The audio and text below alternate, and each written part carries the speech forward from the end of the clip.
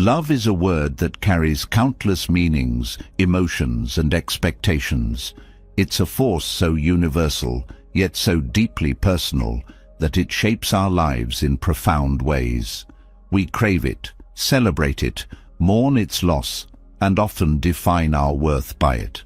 But here's the thing: love, when misunderstood, can become one of the most confusing and even painful aspects of our lives. How often have we heard someone say, "I lost myself in that relationship," or "I gave everything, and it still wasn't enough"? These phrases come from a place of genuine emotion, but they also reveal something deeper: an imbalance, a misunderstanding of what love truly is.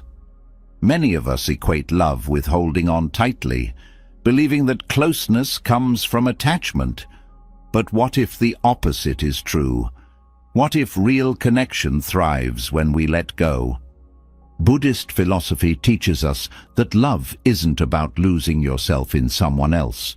It's about discovering the freedom to be your truest self, while also allowing others to be fully themselves. This freedom is the key to love, that doesn't chain us down, but instead lifts us up.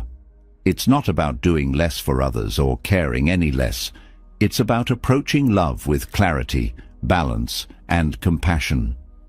Let's look at a story that might feel all too familiar. It's about a young woman named Leah. Leah was someone who loved deeply. She had a big heart, and when she loved, she gave it her all.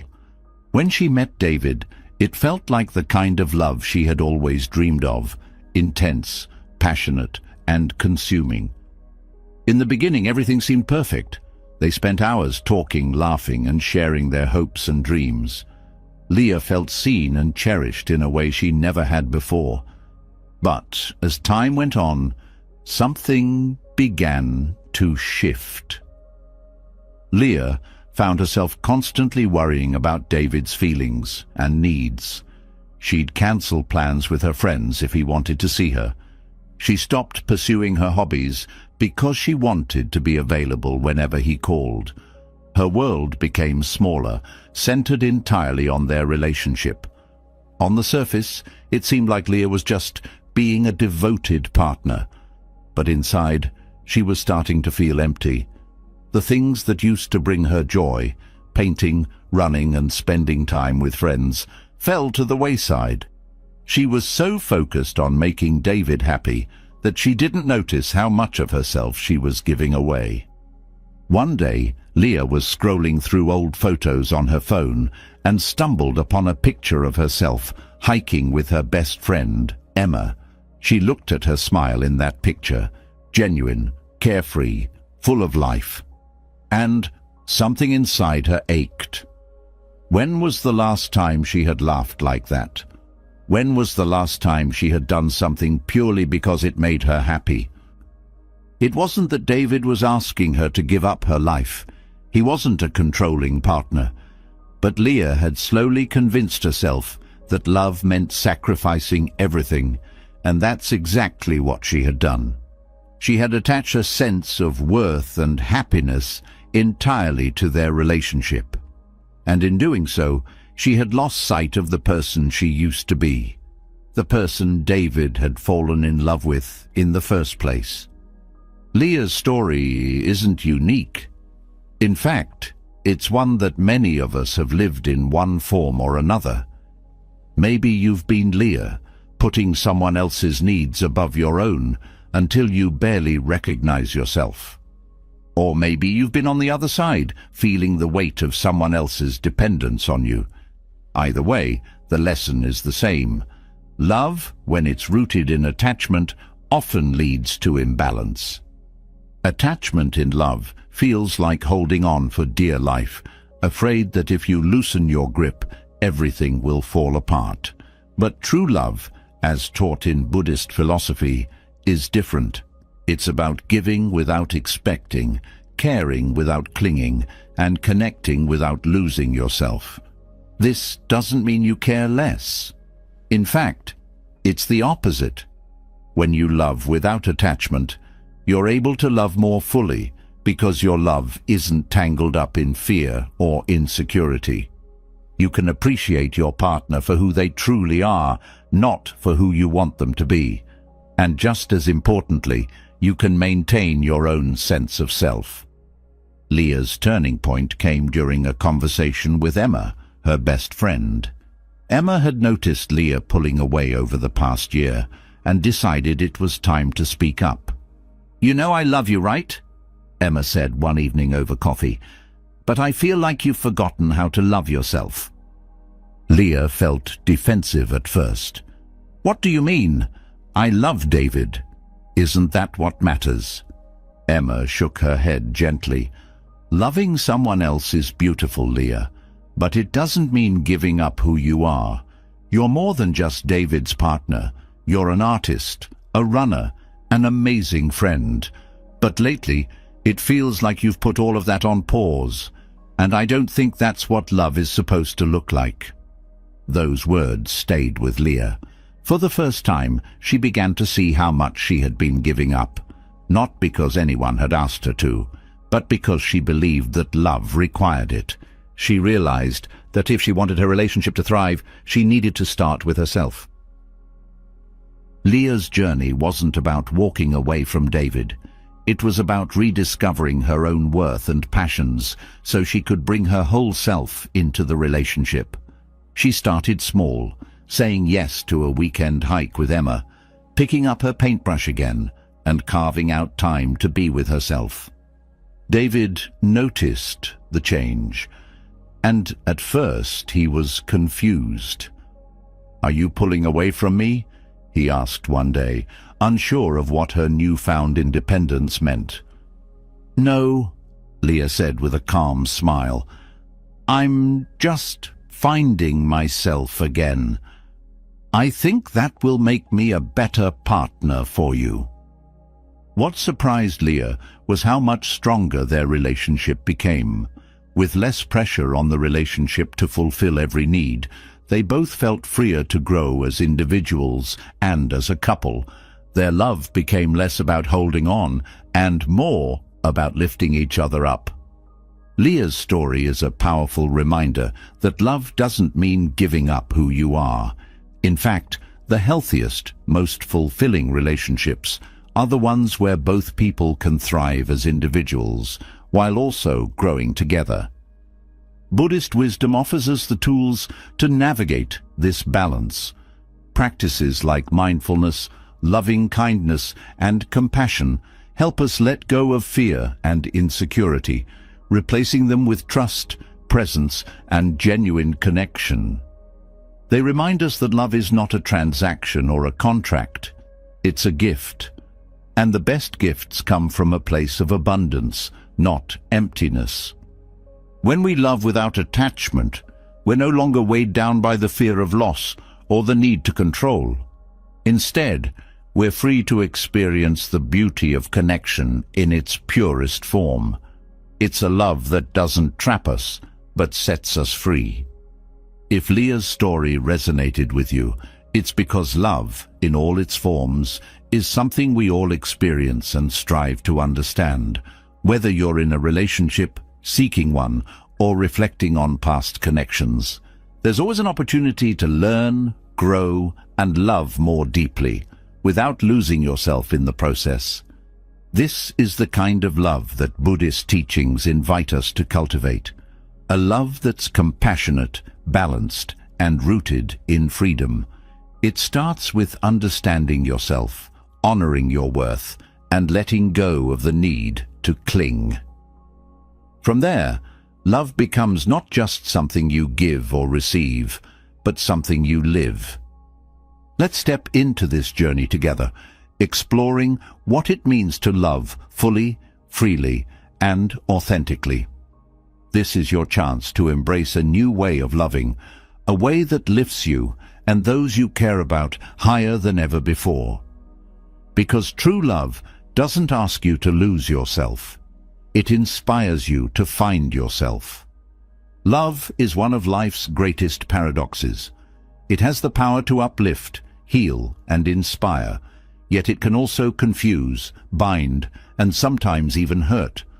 When we confuse love with attachment, we tether our joy to external conditions, placing the weight of our happiness on the actions, presence, or approval of others. This misunderstanding creates a tension that strains relationships, leaving us feeling drained rather than fulfilled. To truly experience love in its purest form, we must learn to differentiate it from attachment. This isn't about caring less or being detached in the cold, distant sense. It's about freeing love from the fear, control, and insecurity that often accompany attachment. By doing so, we create space for genuine connection, one that doesn't diminish our individuality, but instead nurtures our growth and the growth of those we love. The essence of love without attachment lies in understanding its nature. True love flows freely, like a river, nourishing everything it touches without trying to hold anything captive. It thrives in an environment of trust, respect, and mutual growth. Attachment, on the other hand, feels more like a dam, an attempt to control and contain something that is inherently meant to move and evolve.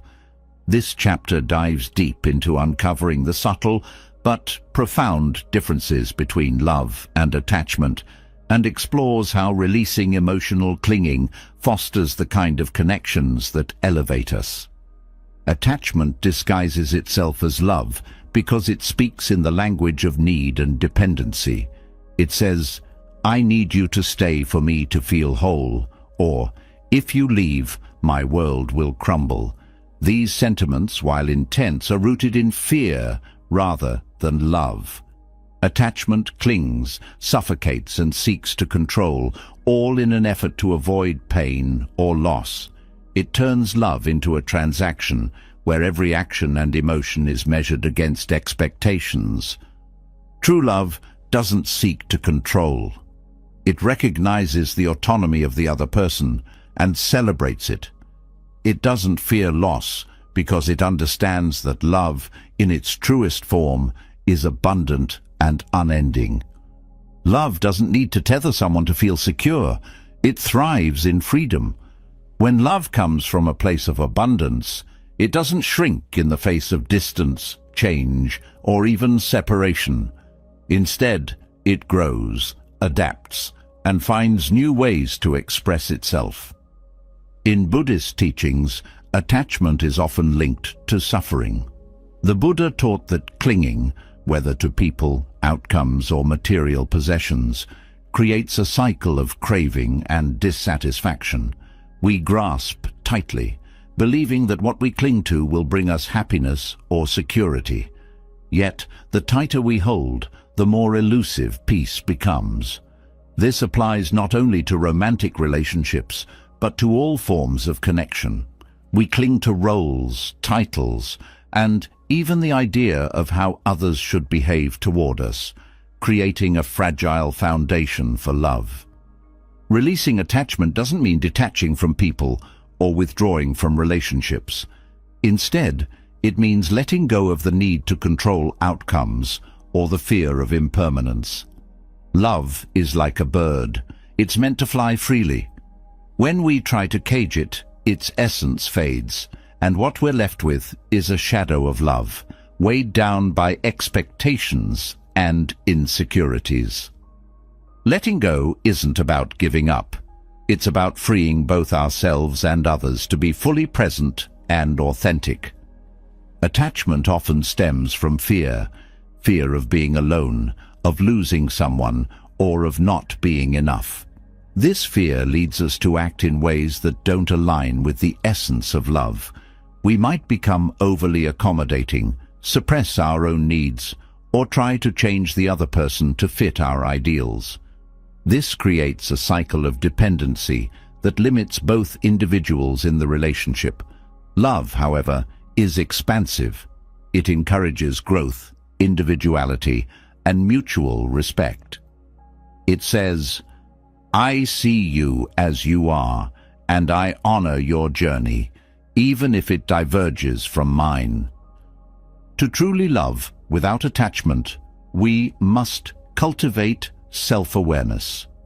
This means recognizing when our emotions are rooted in love and when they're driven by fear or insecurity. Self-awareness allows us to pause and question our motives. Are we giving because we truly want to, or are we seeking validation in return?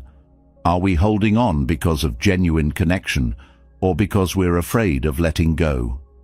This introspection is the first step toward freeing love from the chains of attachment. Loving without attachment also requires a deep understanding of impermanence. Everything in life, including relationships, is subject to change. People grow, circumstances shift, and what once felt eternal may evolve into something different. This isn't a cause for despair, but an opportunity to embrace the beauty of the present moment. When we accept impermanence, we can appreciate relationships for what they are right now, without clinging to what we wish they would be. This acceptance brings a profound sense of peace and allows love to flow naturally. Compassion is another cornerstone of love without attachment. Compassion isn't about pity or trying to fix someone. It's about being fully present with their joys and struggles, without judgment or expectation. It's the ability to offer support without losing yourself in their emotions. Compassion says, "I'm here for you, but I also honor my own needs and boundaries." This balance ensures that love doesn't become a one-sided effort or a source of resentment. Boundaries play a crucial role in maintaining love without attachment. They are not walls, but bridges, guidelines that allow two people to connect while still respecting each other's individuality. Healthy boundaries prevent enmeshment, where one person's emotions or needs dominate the relationship. They create a space where both individuals can thrive, contributing to the relationship from a place of wholeness rather than dependency. One of the most transformative practices for cultivating love without attachment is mindfulness. Mindfulness invites us to be fully present in our relationships without being weighed down by past grievances or future anxieties.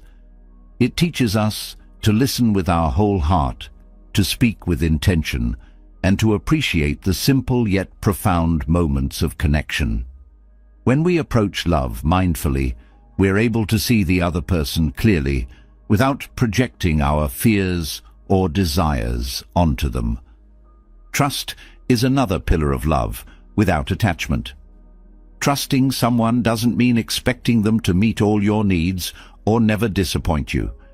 It means believing in their intentions and honoring their autonomy. Trust allows love to breathe, to stretch, and to grow. It says, "I believe in you, and I believe in us, but I also believe in myself." This kind of trust is rooted in self-confidence and emotional resilience, which are essential for healthy, balanced relationships. Vulnerability often feels like the opposite of detachment, but in reality, it's an integral part of loving freely. When we open ourselves up to another person, we risk being hurt, but we also create the opportunity for deep connection. Vulnerability isn't about exposing every thought or feeling. It's about being honest and authentic, even when it's uncomfortable. This honesty builds intimacy and strengthens the foundation of love. Letting go of attachment doesn't mean letting go of commitment. Commitment in love isn't about possessing someone. It's about choosing to show up for them again and again with an open heart. It's about being present, even when things are difficult, and working together to navigate life's challenges. This kind of commitment is rooted in love, not obligation, and it creates a space where both people can thrive. Ultimately, love without attachment is about freedom. Freedom to be yourself, freedom to grow, and freedom to love in a way that uplifts and inspires. It's about recognizing that love isn't a transaction or a means to fill a void, but a gift we give and receive with open hands. When we let go of the need to cling, control, or possess, we discover a love that is boundless, transformative, and profoundly authentic. This is the kind of love that not only changes relationships, but also changes lives. Love, when approached with freedom, has the power to transform not only relationships, but also the way we experience life itself. As we move beyond the understanding of love without attachment, another profound truth reveals itself: the power of detachment. Detachment is not the absence of care or connection. It is the liberation of love from fear, jealousy, and control.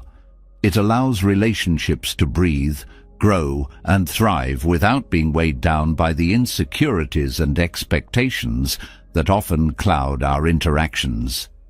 Detachment asks us to let go, not of people or love itself, but of the need to hold so tightly that love becomes suffocating. This is not an act of withdrawal, but an act of trust, a trust in the strength of the bond, the authenticity of the connection, and the resilience of the self. It is in this freedom that love can flourish, unburdened by the fears that so often distort its beauty.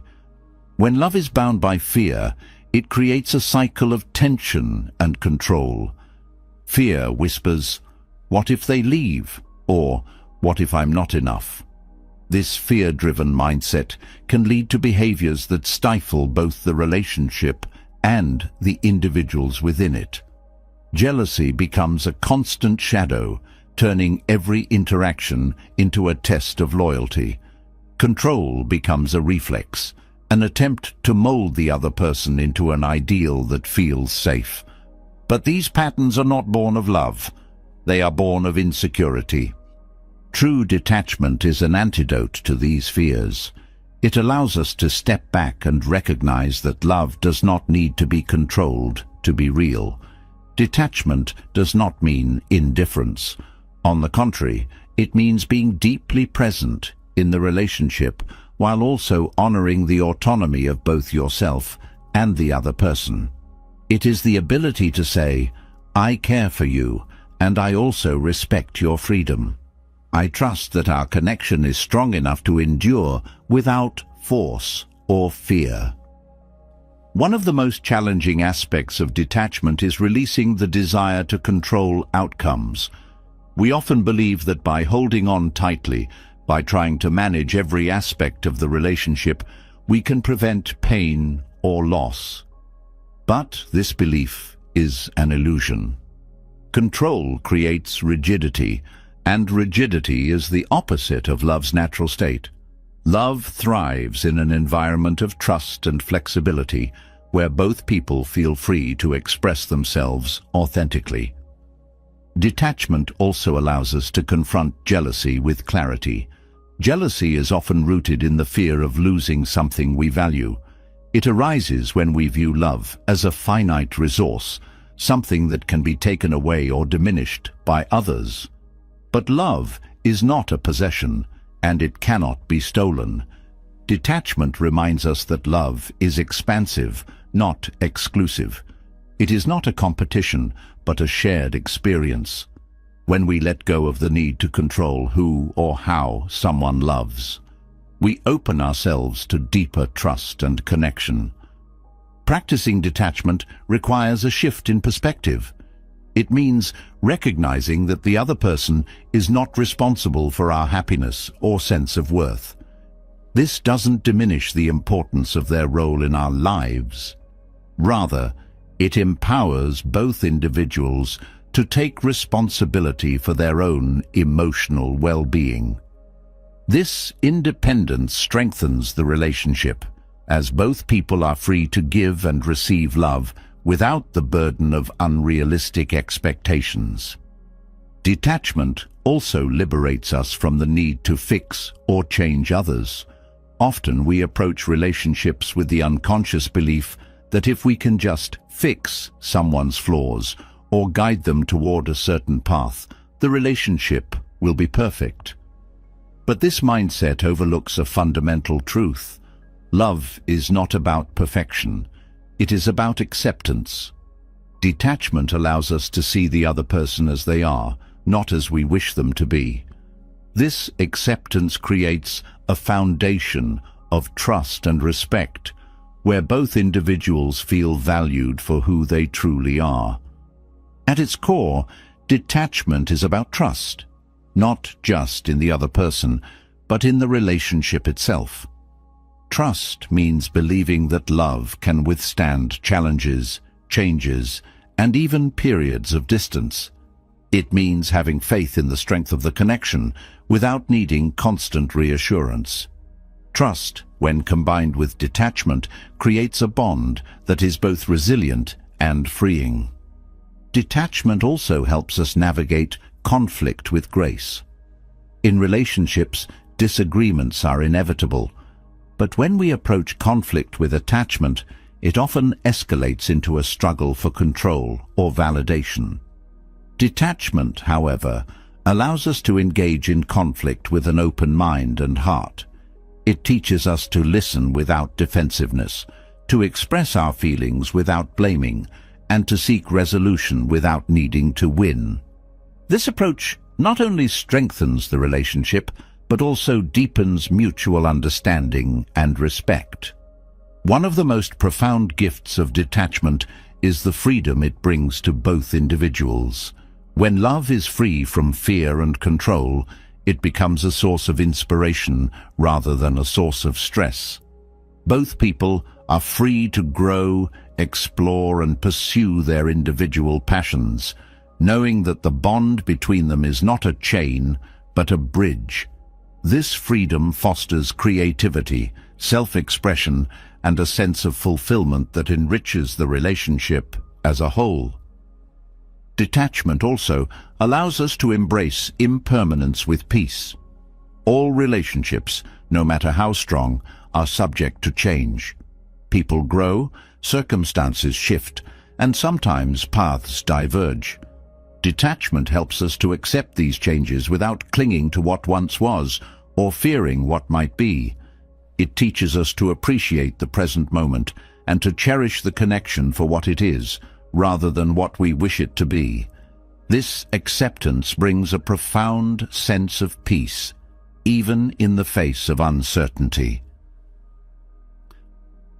Another aspect of detachment is the ability to let go of expectations. Expectations often lead to disappointment because they are rooted in our own desires rather than the reality of the other person. Detachment invites us to approach relationships with openness, allowing them to unfold naturally.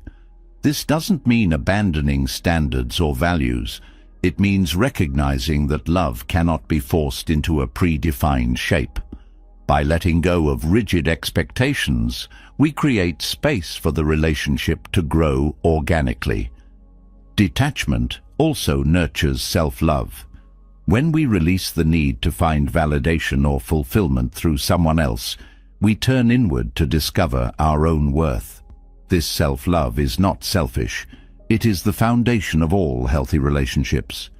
It allows us to give and receive love from a place of abundance rather than need. When we love ourselves fully, we are less likely to cling to others out of fear or insecurity. Instead, we approach relationships as a celebration of connection, not a solution to loneliness. Detachment is not something that happens overnight. It is a practice, one that requires patience, mindfulness, and self-compassion. It asks us to examine our fears and insecurities with honesty and to approach them with kindness.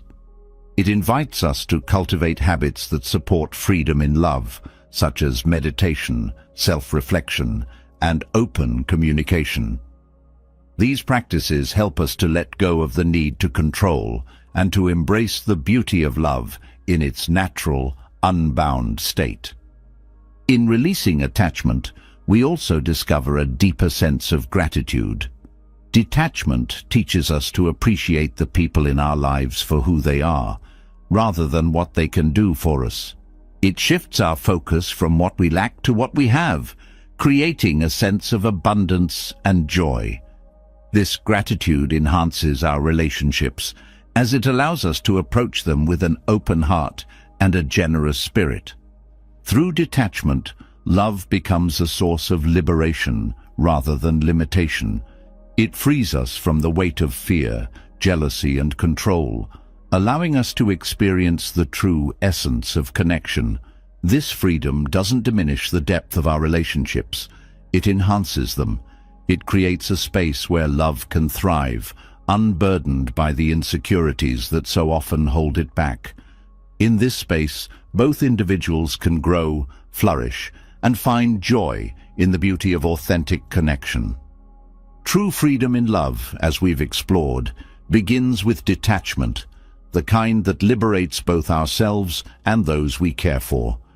Yet, freedom alone does not make love complete. Love needs nourishment, and one of the most profound ways to cultivate it is through metta, or loving kindness. This ancient Buddhist practice is not just about love, as we traditionally understand it. It's about generating an endless wellspring of goodwill, compassion, and unconditional care for all beings, starting with ourselves. Metta teaches that love is not limited by circumstance, relationship, or expectation. It's a state of being that transforms not only how we connect with others, but also how we understand ourselves. When loving kindness becomes a habit of the heart, it dismantles walls of resentment, softens the grip of anger, and brings clarity to even the most challenging relationships. Its power lies in its simplicity and universality. Anyone can practice it, and its effects ripple far beyond the immediate moment. Practicing metta begins with intention. The mind, like a garden, must be consciously tended to grow seeds of kindness. Without this effort, weeds of judgment, impatience, and negativity can take root, making it difficult for love to flourish. In loving kindness meditation, we intentionally direct our thoughts toward goodwill, starting with ourselves, then extending outward to others. It's not about ignoring pain or pretending all is perfect. Rather, it's about creating space for love to rise, even in the face of difficulties. Self-love is the foundation of metta.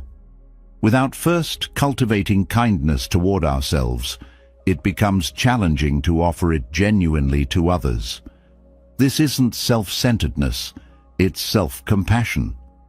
Often, we are our harshest critics, holding ourselves to impossible standards and replaying mistakes in our minds. Metta invites us to let go of this harshness. In meditation, we might repeat phrases like, "May I be happy," "May I be healthy," "May I be free from suffering." These words are not magical but intentional. They guide the heart to soften, reminding us that we too are worthy of love. As self-kindness grows, it becomes easier to direct love toward others, even those we struggle to connect with. Metta extends outward in concentric circles, beginning with loved ones, then acquaintances, and eventually reaching all beings, including those we might consider difficult. This practice rewires the mind. Where anger or judgment once lived, metta plants seeds of understanding and compassion. It doesn't mean condoning harmful actions, but it creates a path toward forgiveness, not for their sake, but for ours. Holding on to anger is like carrying a heavy stone. Metta helps us set it down. One of the transformative effects of metta is its ability to dissolve the illusion of separation. Often, we view others through the lens of self and other, creating a mental barrier that limits empathy. Loving kindness meditation reminds us of our shared humanity. Everyone, regardless of background or behavior, desires happiness and freedom from suffering. This simple truth can shift how we interact with others, fostering deeper connections and reducing conflict. Metta also nurtures patience, a quality that strengthens relationships. Patience is not passive tolerance, it's an active commitment to staying present, even when situations are difficult. Loving kindness trains the mind to respond with gentleness rather than reactivity. When someone acts out of anger or frustration, metta helps us see their behavior as a reflection of their inner struggles rather than a personal attack. This perspective doesn't excuse harmful actions, but allows us to approach challenges with clarity and compassion. One of the most practical benefits of metta is its ability to reduce stress. Harboring resentment or dwelling on negative interactions drains mental and emotional energy. By replacing these feelings with loving kindness, we free ourselves from this burden.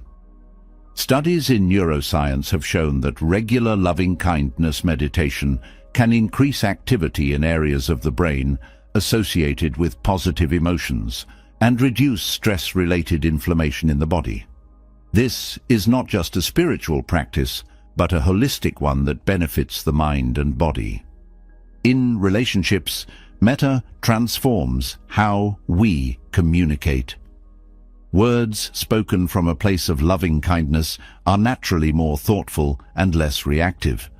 When conflicts arise, metta provides a grounding force, reminding us to listen deeply and speak with care. It shifts the focus from winning an argument to understanding the other person's perspective. Over time, this practice builds trust and deepens bonds, even in the face of disagreements. Metta also cultivates gratitude, a cornerstone of lasting love. Gratitude arises naturally when we practice loving kindness because it shifts our focus from what we lack to what we have.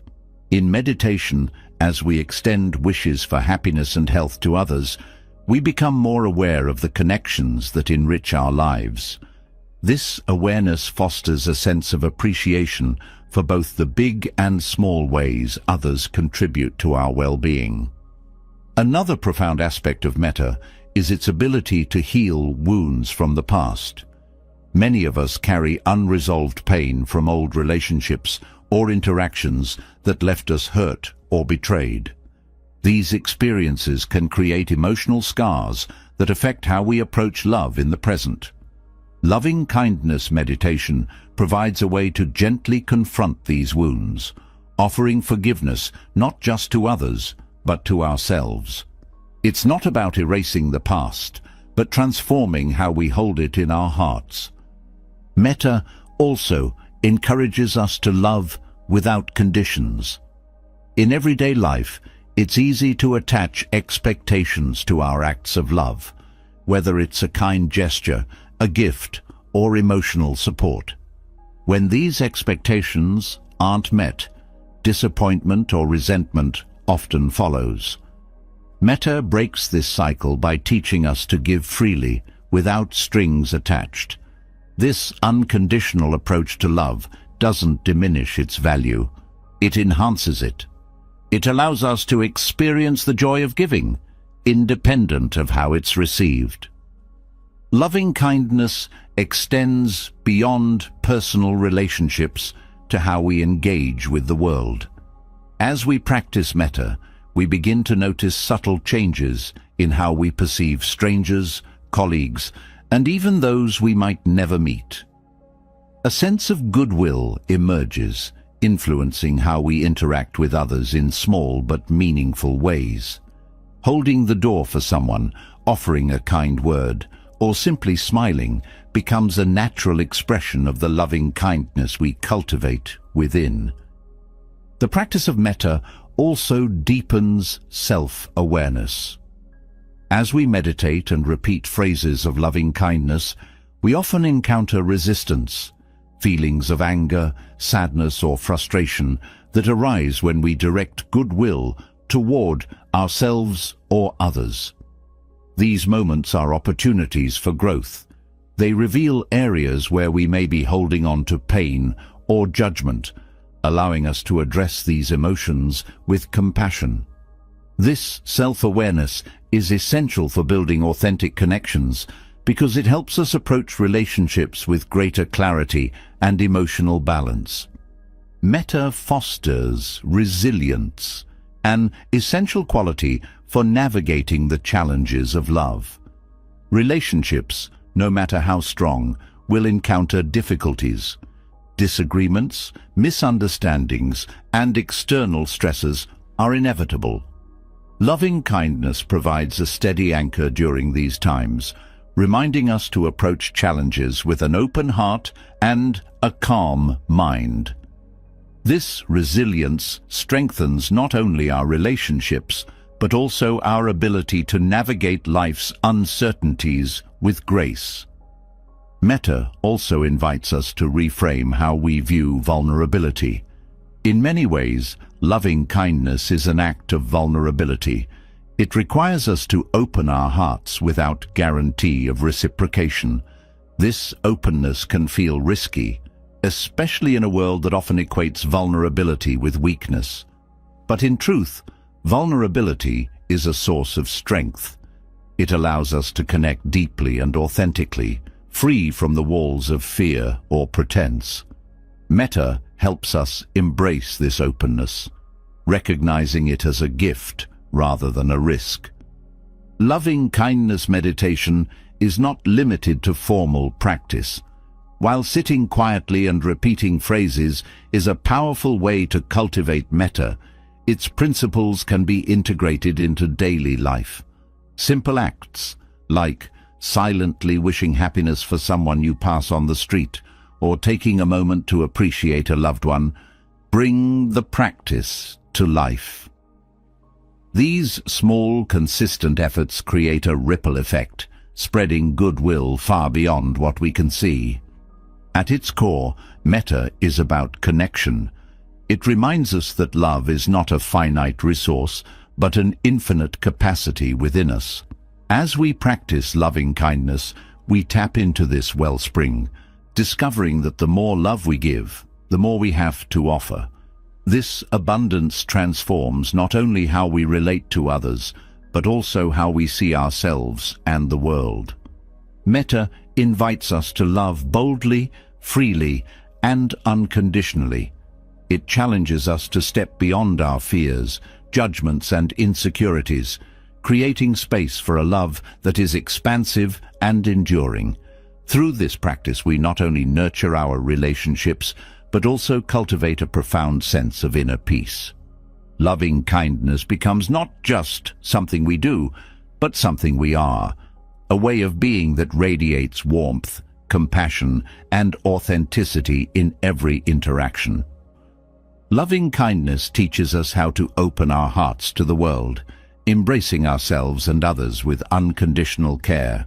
But as this openness deepens, it naturally leads us to compassion, karuna, the active expression of empathy and support for those who suffer.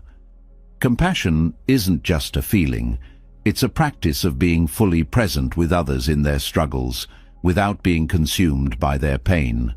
This delicate balance allows us to offer genuine care while maintaining our own emotional stability. Compassion flows from a deep recognition of our shared humanity. Every person you encounter carries their own burdens, their own fears, and their own dreams. When we allow ourselves to see these struggles clearly, without judgment or detachment, compassion arises naturally. It's not about pity or trying to fix others, but about holding space for them, being there with an open heart and steady presence.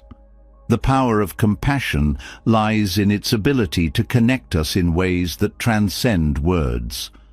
Often, when someone we care about is hurting, we rush to find solutions or offer advice. While well-intentioned, this approach can sometimes create distance, as it focuses on solving a problem rather than truly understanding it. Compassion, on the other hand, asks us to pause, to listen deeply, and to be present. In this presence, we communicate a simple yet profound message. I see you, and I'm here with you. Practicing compassion requires emotional awareness. To be fully present with someone else's pain, we must first acknowledge and manage our own emotions. This doesn't mean suppressing how we feel, but rather understanding and accepting our emotional responses. By developing this self-awareness, we create the emotional balance needed to support others without being overwhelmed by their struggles. Compassion also involves cultivating patience. Suffering rarely resolves itself quickly, and the process of healing can be slow and unpredictable. When we approach someone's pain with impatience or frustration, it can inadvertently add to their burden. Patience, however, creates a safe space for healing to unfold naturally. It allows us to be present without pressuring the other person to feel better on our timeline. Empathy is a cornerstone of compassion, but it must be paired with boundaries to remain sustainable. Without boundaries, empathy can lead to emotional exhaustion or burnout, especially when supporting someone through prolonged difficulties. Healthy boundaries ensure that we can offer care without neglecting our own well-being. This balance is essential, as it allows us to show up fully for others without depleting ourselves. Compassion also challenges us to let go of judgment. When we see someone struggling, it's easy to fall into the trap of analyzing their choices or questioning how they ended up in their situation. But judgment creates distance, making it harder to offer genuine care. Compassion invites us to see beyond the surface, to understand the pain or fear that may be driving their actions. This shift in perspective fosters connection and strengthens bonds. In relationships, compassion transforms how we respond to conflict. When disagreements arise, it's tempting to focus on proving a point or defending our position. Compassion, however, encourages us to look deeper. It asks us to consider what the other person might be feeling and why they might be reacting the way they are. This understanding doesn't mean abandoning our own needs, but it does help us approach conflicts with kindness and a desire for resolution rather than victory. One of the most beautiful aspects of compassion is its ability to heal not only others, but also ourselves. When we extend care to someone in pain, we often find that our own hearts become lighter. This is because compassion fosters a sense of connection, reminding us that we are not alone in our struggles. It breaks down the barriers of isolation and creates a shared space of understanding and support. Compassion is also deeply rooted in action. While empathy allows us to feel another's pain, compassion moves us to act. This action doesn't have to be grand or dramatic. It can be as simple as offering a kind word, lending a listening ear, or sitting quietly with someone who needs company. These small acts of care can have a profound impact, creating ripples of kindness that extend far beyond the moment. Practicing compassion also involves embracing vulnerability. To connect deeply with someone else's pain, we must be willing to confront our own. This openness can feel uncomfortable, as it requires us to acknowledge and sit with difficult emotions. But it is through this vulnerability that genuine connection is formed. Compassion teaches us that strength doesn't come from avoiding pain, but from facing it with courage and an open heart. At times, compassion may call us to step outside our comfort zones. Supporting someone in need often requires us to set aside our own preferences or routines. This flexibility is an essential part of compassion, as it shows the other person that we value their well-being over our own convenience. However, This doesn't mean sacrificing our needs entirely. Sustainable compassion balances self-care with care for others, ensuring that we can continue to give without becoming depleted. Compassion also deepens our sense of gratitude. When we are present with someone else's struggles, it reminds us of the blessings in our own lives. This gratitude doesn't diminish their pain, but creates a sense of perspective that can inspire us to approach our own challenges with greater resilience. Gratitude and compassion often feed into one another, creating a cycle of positivity and connection. In challenging situations, compassion helps us to navigate uncertainty with grace. When faced with someone's pain, we may not always know the right thing to say or do. Compassion allows us to embrace this uncertainty, trusting that our presence and care are enough. It reminds us that we don't have to have all the answers to make a difference. Sometimes, simply being there is the greatest gift we can offer. Compassion also teaches us to honor the dignity of those we support. This means approaching their struggles with respect, rather than pity or condescension. It's about recognizing their strength and resilience, even in the midst of hardship. By treating others with dignity, we empower them to find their own path forward, rather than imposing our solutions or perspectives onto them. In moments of pain, both for ourselves and others, compassion offers a pathway to peace. It reminds us that suffering is a shared experience, one that connects us all. This shared humanity is a source of strength, as it allows us to face challenges with the knowledge that we are not alone. Compassion transforms pain into an opportunity for connection, growth, and healing. Through compassion, we also learn to let go of the need to fix everything. While it's natural to want to alleviate the suffering of those we care about, some challenges are beyond our control. Compassion teaches us to accept this reality with grace, offering our presence and support without attaching ourselves to specific outcomes. This acceptance creates a space for healing that is free from pressure or expectation. Ultimately, compassion is a practice of love in its purest form.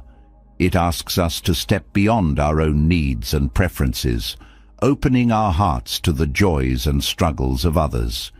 Through this practice, we strengthen the bonds that connect us, creating relationships that are grounded in understanding, respect, and care. Compassion is not just a response to suffering, it is a way of being, one that enriches every aspect of our lives. Compassion teaches us to connect deeply, holding space for others with care and presence. But for love and connection to endure, they must be accompanied by equanimity, a quality of calm acceptance that allows us to navigate the inevitable changes and challenges in relationships. Equanimity is the steady heart in the storm, the deep breath when emotions run high, and the quiet strength that keeps us grounded when life pulls us in unexpected directions. Relationships, like everything in life, are dynamic. They grow, evolve, and sometimes dissolve. This ebb and flow can be beautiful, but it can also be unsettling if we resist change or cling to how things once were. Equanimity doesn't mean detaching from the people we care about. Rather, it invites us to meet every moment with balance, trusting in life's natural rhythm. It is a practice of being fully present while releasing the need to control outcomes. At the heart of equanimity is the recognition that change is inevitable. Relationships are not static. They are living connections shaped by time, experiences, and growth. When we cling to a specific version of a relationship, we create tension and suffering. Equanimity invites us to appreciate what is, rather than lamenting what was or fearing what might be. This acceptance doesn't mean giving up. It means meeting reality with grace and responding to it thoughtfully. Equanimity also helps us navigate the highs and lows of relationships without becoming overwhelmed.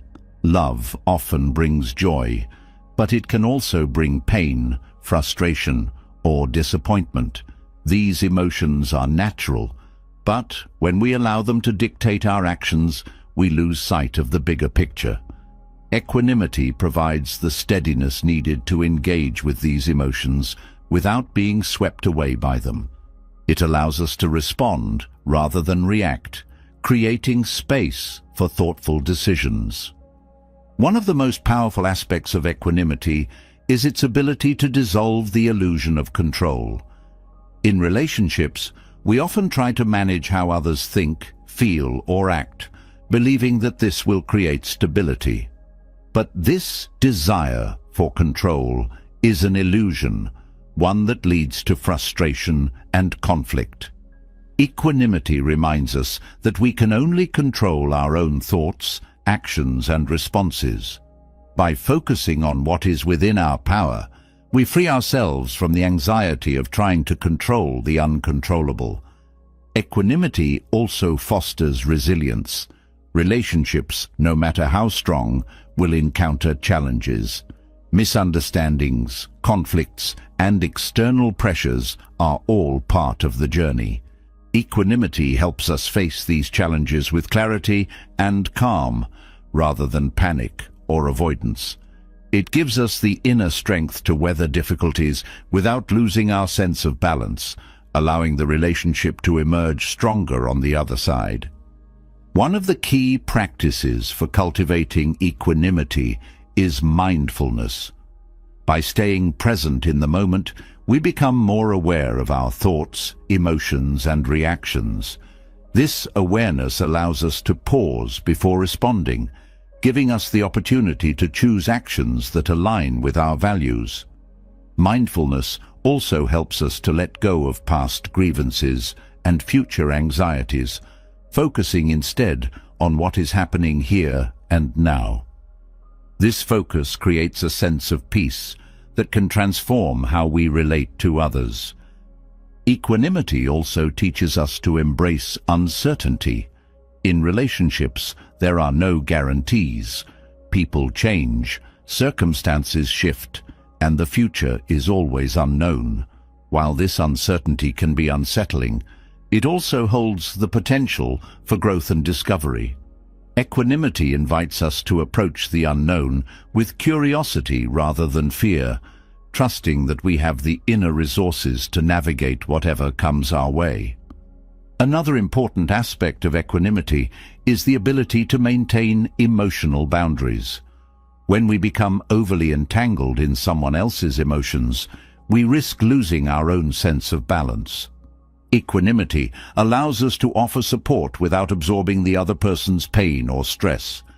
It helps us to stay grounded, even when those we care about are struggling, ensuring that we can be fully present without becoming overwhelmed.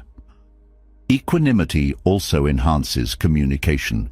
When we approach conversations with a calm and balanced mindset, we are better able to listen deeply and express ourselves clearly. This steadiness reduces the likelihood of misunderstandings and creates a space for open, honest dialogue. Over time, this approach strengthens trust and deepens the connection between both people. In addition to improving communication, equanimity fosters empathy. When we are not consumed by our own emotions, we can better understand the experiences and feelings of others. This understanding creates a sense of connection that strengthens relationships, even in difficult times. Equanimity and empathy work hand in hand, creating a foundation of care and respect. Equanimity also helps us to release expectations. Often we enter relationships with a set of unspoken assumptions about how the other person should behave or what the relationship should look like. When these expectations are not met, it can lead to disappointment and conflict. Equanimity invites us to let go of rigid expectations and approach the relationship with openness. This openness creates space for the relationship to evolve naturally, free from the pressure of unrealistic demands. In moments of conflict, equanimity provides a pathway to resolution. When emotions run high, it can be tempting to escalate the situation or retreat into defensiveness. Equanimity helps us to stay calm and focused, allowing us to address the issue with clarity and compassion. This approach not only resolves the immediate conflict, but also builds a foundation of trust and understanding for the future. Equanimity also encourages us to focus on the process rather than the outcome. In relationships, it's easy to become fixated on achieving specific goals or milestones, such as marriage, children, or financial stability. While these goals are important, equanimity reminds us that the journey itself is just as valuable. By staying present and engaged in the moment, we can fully appreciate the experiences and connections that make the relationship meaningful. One of the most transformative aspects of equanimity is its ability to cultivate gratitude. When we approach relationships with balance and acceptance, we become more attuned to the positive aspects of the connection. This gratitude enriches the relationship, creating a sense of abundance and joy. It also helps us to navigate challenges with a greater sense of perspective, reminding us of the love and support that underpins the relationship. Equanimity also invites us to embrace impermanence. All relationships, no matter how deep or meaningful, are subject to change. This change can take many forms, from the natural evolution of the relationship to the eventual loss of the connection. While impermanence can be difficult to accept, equanimity helps us to approach it with peace. It teaches us to cherish the present moment without clinging to what was or fearing what might be. This acceptance creates a sense of freedom that allows love to flourish. Through equanimity, we also learn to balance independence and connection. Relationships thrive when both people feel free to grow and explore their individuality, while also nurturing the bond between them. Equanimity creates a space where both partners can pursue their own paths without losing sight of each other. This balance strengthens the relationship, as it is built on mutual respect and trust rather than dependency. Equanimity is not a destination, but a practice, one that requires patience, mindfulness, and self-compassion. It asks us to approach relationships with an open heart and a steady mind, embracing the flow of life with grace. Through this practice, we discover a deeper sense of connection and a more profound capacity for love. Equanimity is the calm amidst the storm, the anchor in the waves, and the quiet strength that carries us through the ebb and flow of relationships. Equanimity gives us the strength to accept the natural ebb and flow of relationships. But there's another profound tool that deepens this acceptance and transforms our perspective: gratitude. Gratitude shifts the focus from what we fear to lose to what we have been gifted in this moment. It's a practice that unlocks peace, allowing us to release the grip of clinging and open ourselves to the beauty of the present. When gratitude becomes part of how we live and love, it becomes a path to letting go, not in sorrow, but in appreciation. Letting go can feel like losing control, but gratitude changes this narrative. It teaches us that every experience, every connection, and even every challenge carries something of value. When we focus on what we've gained rather than what we stand to lose, we cultivate a sense of abundance instead of scarcity. Gratitude doesn't deny the reality of impermanence, it embraces it. By appreciating what we have now, we learn to let go gracefully when the time comes. Gratitude is an act of awareness. Often, we move through life so focused on what's missing that we overlook what's already here. This mindset creates a sense of lack, even when we have more than enough.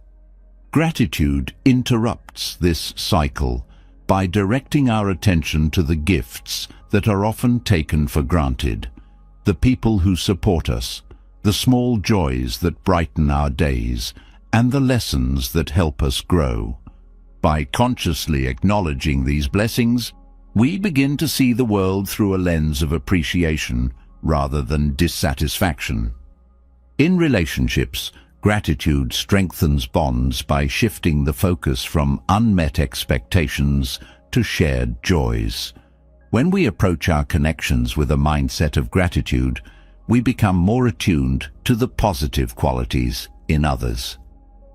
This shift not only deepens our appreciation for them, but also encourages us to express that appreciation openly. A kind word, a heartfelt thank you, or a simple acknowledgement can transform the energy of a relationship, fostering a sense of warmth and connection. Gratitude also helps us to release resentment. Holding on to anger or disappointment ties us to the pain of the past, making it difficult to move forward. Gratitude offers an alternative path by guiding us to focus on what the relationship has given us, even if it didn't meet all of our hopes or expectations. This doesn't mean ignoring harm or denying hurt, but it does mean choosing to find value in the experience rather than letting it define us. Practicing gratitude requires mindfulness. It's easy to be grateful for the obvious blessings in life, but the practice becomes transformative when we extend it to the small, everyday moments. The warmth of sunlight, the sound of laughter, the kindness of a stranger. These are the threads that weave a life of meaning. By noticing and appreciating these moments, we cultivate a habit of gratitude that permeates our lives, making even the ordinary feel extraordinary. Gratitude also has the power to dissolve fear. Much of the fear we experience in relationships stems from the possibility of loss. Whether it's the fear of losing a loved one, the fear of rejection, or the fear of change. These emotions can create a sense of insecurity. Gratitude reframes this fear by reminding us that love and connection are gifts, not guarantees. Instead of clinging to what we fear to lose, we learn to cherish what we have now. This shift brings a sense of peace, as we realize that the value of a relationship is not diminished by its impermanence. Letting go through gratitude doesn't mean detaching from people or experiences. It means releasing the need to control or cling. When we let go with gratitude, we honor the role that someone or something has played in our lives while accepting that its time may have come to an end. This process is not about pushing away, but about opening our hearts to the flow of life, trusting that each chapter has its own purpose and beauty. Gratitude also deepens self-awareness. By reflecting on what we are grateful for, we gain insight into what truly matters to us. This awareness helps us to align our actions and relationships with our values, creating a life that feels authentic and fulfilling. Gratitude acts as a compass, guiding us toward what brings us joy and away from what no longer serves us. One of the most profound aspects of gratitude is its ability to shift our relationship with pain. Difficult experiences often leave scars, but they also hold lessons. Gratitude doesn't ask us to ignore pain, but invites us to find meaning within it. This perspective transforms suffering into growth, allowing us to appreciate the resilience and wisdom we gain through challenges.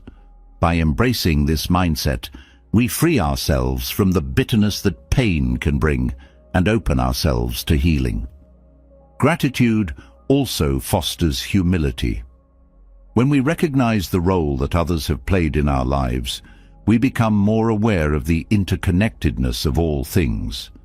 This awareness humbles us, reminding us that we are not self-sufficient but supported by a web of relationships and experiences. This humility deepens our sense of gratitude, creating a cycle of appreciation that enriches our lives. In relationships, gratitude encourages us to focus on what we can give rather than what we can get. When we approach others with a spirit of generosity, we create an environment of mutual care and respect. This giving doesn't have to be grand or material. Often, it's the small acts of kindness, patience, and understanding that mean the most.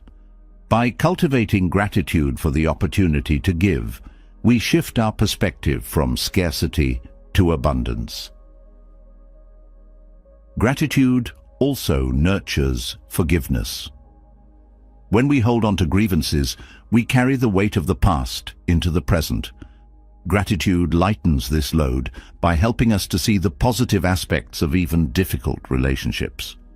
This doesn't mean condoning harm, but rather finding a way to move forward without being tethered to bitterness.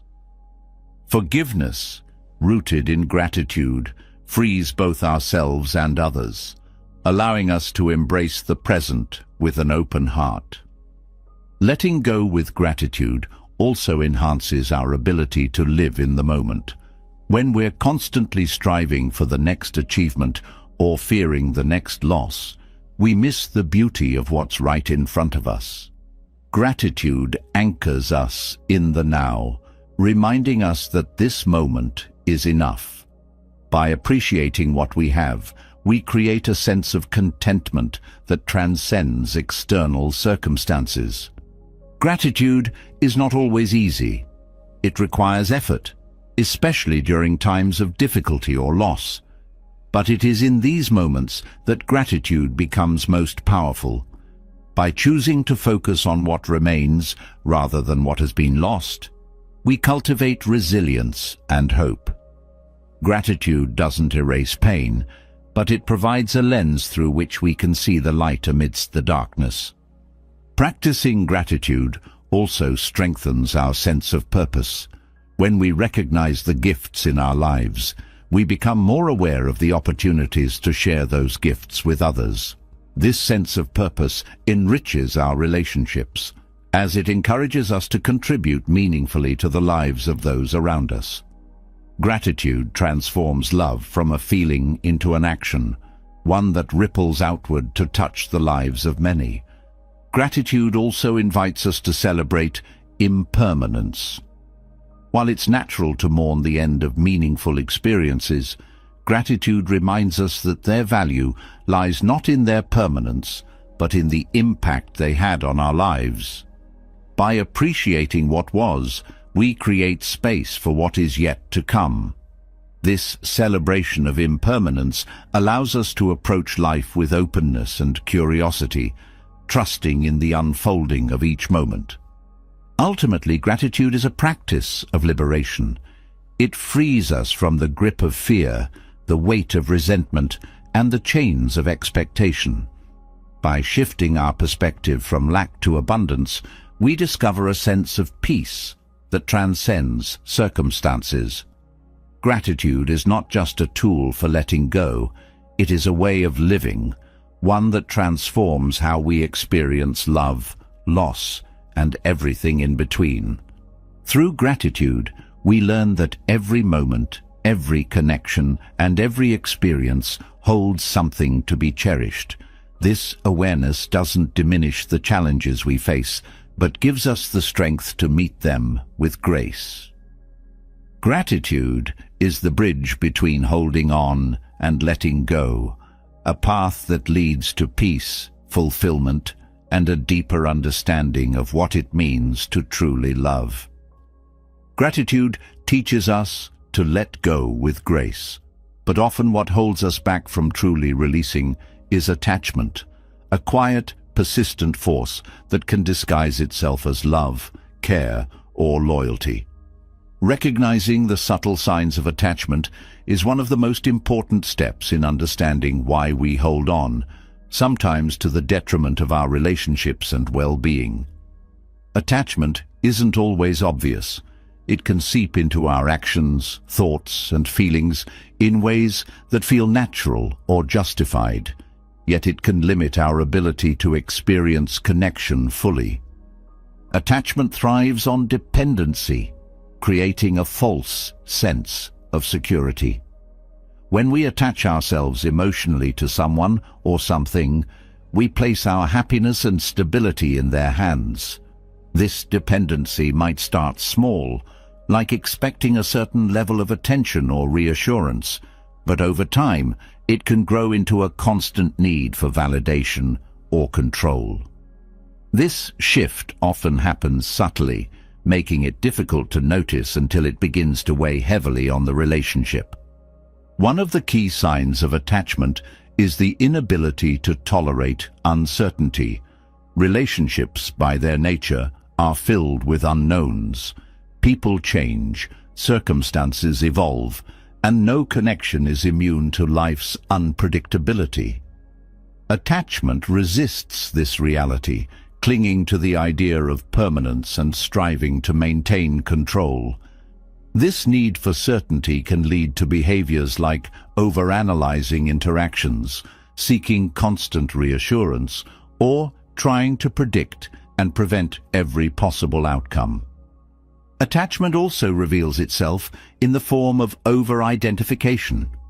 When we become attached, we often lose sight of where we end and the other person begins. Their feelings, actions, and choices start to feel like extensions of our own. This lack of emotional boundaries can lead to enmeshment, where our well-being becomes entirely tied to the state of the relationship. While connection is an essential part of love, over-identification robs both individuals of their independence and the space needed to grow. Fear of loss is another hallmark of attachment. This fear can manifest in ways that feel protective or even loving, like checking in excessively, avoiding difficult conversations, or sacrificing personal needs to maintain harmony. However, these actions are often driven by anxiety rather than genuine care. The more we fear losing someone, the tighter we hold on, which paradoxically can create tension and distance in the relationship. Jealousy is a common sign of attachment that stems from insecurity. When we are attached, we often perceive others as threats to our bond. This can lead to feelings of possessiveness, comparison, or resentment, even when there's no real basis for these emotions. Jealousy doesn't strengthen love. It erodes trust and creates a dynamic of control rather than connection. Another subtle indicator of attachment is the reluctance to accept change. Whether it's a shift in the relationship, the other person's growth, or the natural ebb and flow of life, attachment resists these changes out of fear. This resistance can lead to conflict as we try to hold on to what feels familiar rather than embracing the evolution of the connection. Letting go of the need for things to stay the same is essential for fostering a healthy, adaptable relationship. Attachment often brings with it an expectation of reciprocity. While mutual care and effort are important in relationships, attachment can turn these expectations into demands. We may start to feel entitled to certain responses or actions, and when these expectations aren't met, disappointment and frustration arise. This creates a transactional dynamic that undermines the authenticity of love. Clinging to past experiences is another way attachment manifests. Whether it's holding on to memories of how things used to be or replaying moments of conflict, this fixation on the past prevents us from fully engaging in the present. It can lead to comparisons, unrealistic expectations, and a sense of dissatisfaction with the current state of the relationship. Attachment can also surface in the form of self-sacrifice. While compromise and care are natural parts of love, Attachment often pushes us to go beyond what is healthy, neglecting our own needs and boundaries to please the other person. Over time, this self-neglect can lead to feelings of resentment or burnout as the relationship becomes imbalanced. The desire for control is another sign of attachment that can strain relationships. This might look like trying to influence the other person's choices, emotions, or actions to align with our preferences. While this desire often comes from a place of fear or insecurity, it undermines trust and respect. True connection thrives on freedom, not control. Recognizing attachment requires honesty and self-awareness. It means examining our actions and emotions with a willingness to see what lies beneath. For example, when we feel hurt or frustrated in a relationship, we can ask ourselves, is this emotion coming from a place of love, or is it rooted in my expectations or fears? This kind of introspection helps us identify patterns of attachment and begin to address them. One of the most challenging aspects of attachment is the way it intertwines with love. Attachment can feel like love because it creates a sense of closeness and dependence.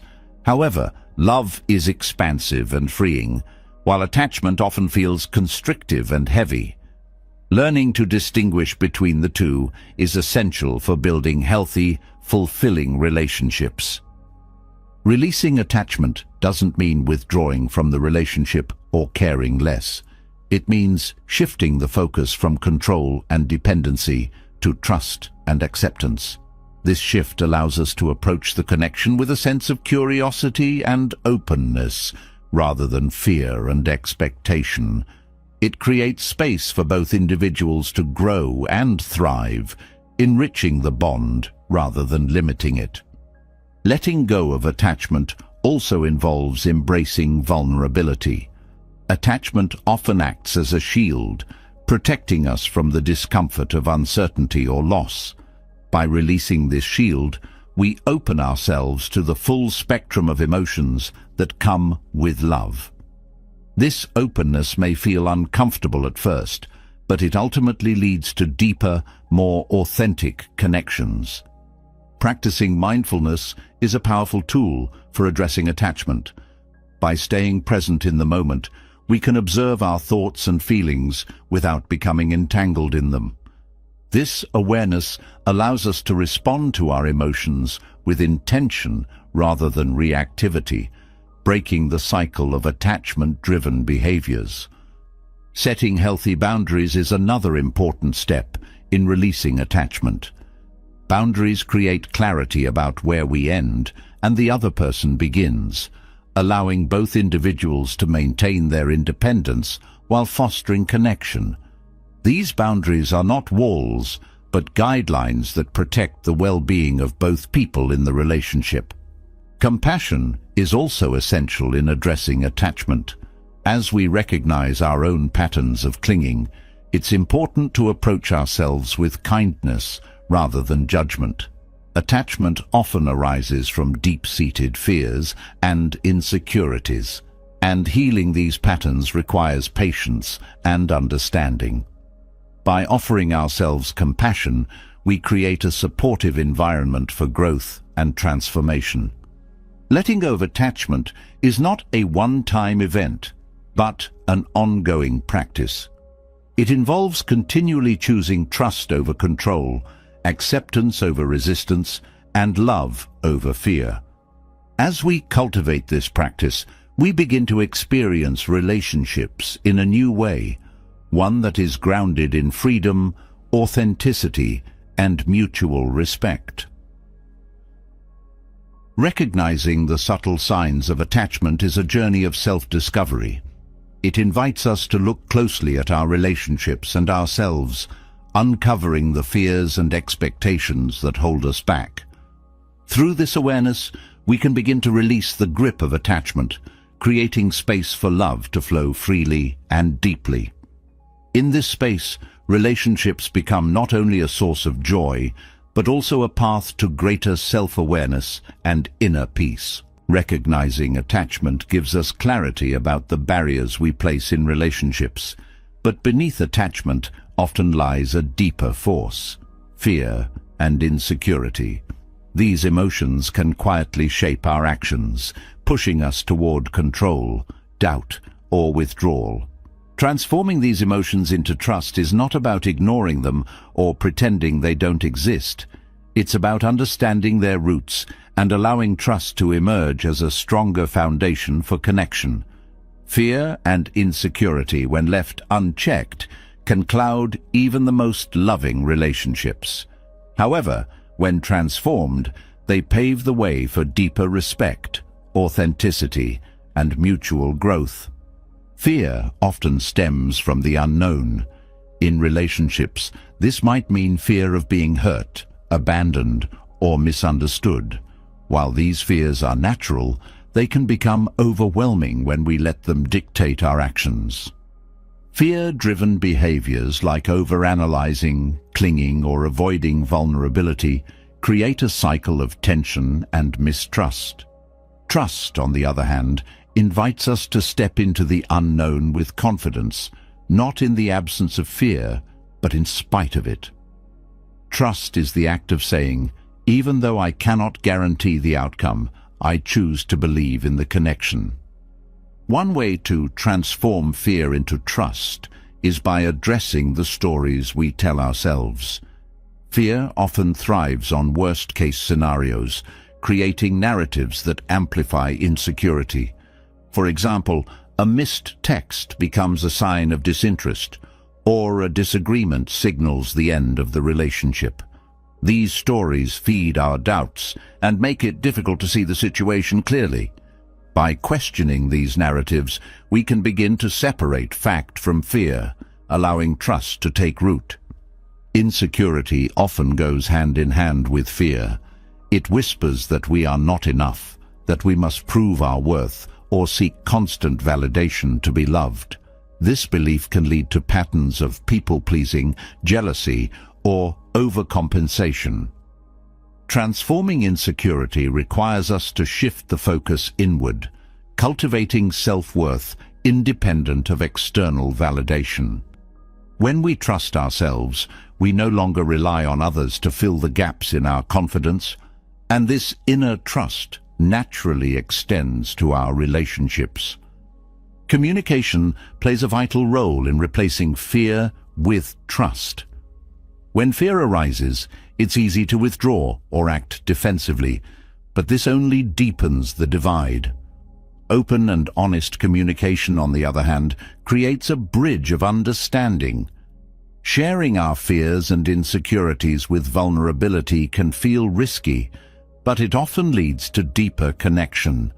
It allows the other person to understand our perspective and respond with care, building a foundation of mutual respect. Boundaries are another essential tool for transforming fear and insecurity. Fear often tempts us to blur boundaries in an attempt to feel closer or more secure. However, healthy boundaries create clarity and respect, which are the building blocks of trust. They allow both people to navigate the relationship with a sense of safety and autonomy, reducing the need for control or fear-driven behaviors. Trust also requires patience. Fear and insecurity don't disappear overnight, and building trust takes time. This process involves consistently choosing actions that align with trust rather than fear. For example, instead of seeking constant reassurance, we can practice self-soothing and remind ourselves of the strength of the connection. Over time, these small choices build a sense of security that replaces the need for fear-driven actions. Another powerful way to transform fear into trust is by embracing vulnerability. Fear often urges us to protect ourselves by putting up walls or avoiding emotional risks. While this might feel safer in the moment, it prevents true connection. Vulnerability, on the other hand, creates an opportunity for intimacy and trust. By being open about our feelings, even when it's uncomfortable, we invite the other person to do the same, deepening the bond between us. Fear and insecurity are often rooted in past experiences. Perhaps we've been hurt, betrayed, or abandoned before, and these memories influence how we approach new relationships. Transforming these emotions requires us to confront and process these past wounds. This might involve reflecting on what we've learned from those experiences, forgiving ourselves or others, and choosing to move forward without letting the past define our present. Trust also involves letting go of control. Fear often tempts us to micromanage relationships, trying to steer every interaction or outcome to avoid discomfort. However, control creates tension and limits the natural flow of connection. Trust invites us to release this need for control, allowing the relationship to evolve organically. It's a practice of surrender, rooted in the belief that the bond is strong enough to withstand uncertainty. Self-awareness is key in transforming fear and insecurity. By recognizing when these emotions arise, we can choose to respond intentionally rather than reacting impulsively. For example, when jealousy surfaces, we can pause and ask ourselves what's triggering the emotion. This self-awareness helps us to address the underlying fear or insecurity rather than projecting it onto the other person. Empathy also plays a crucial role in building trust.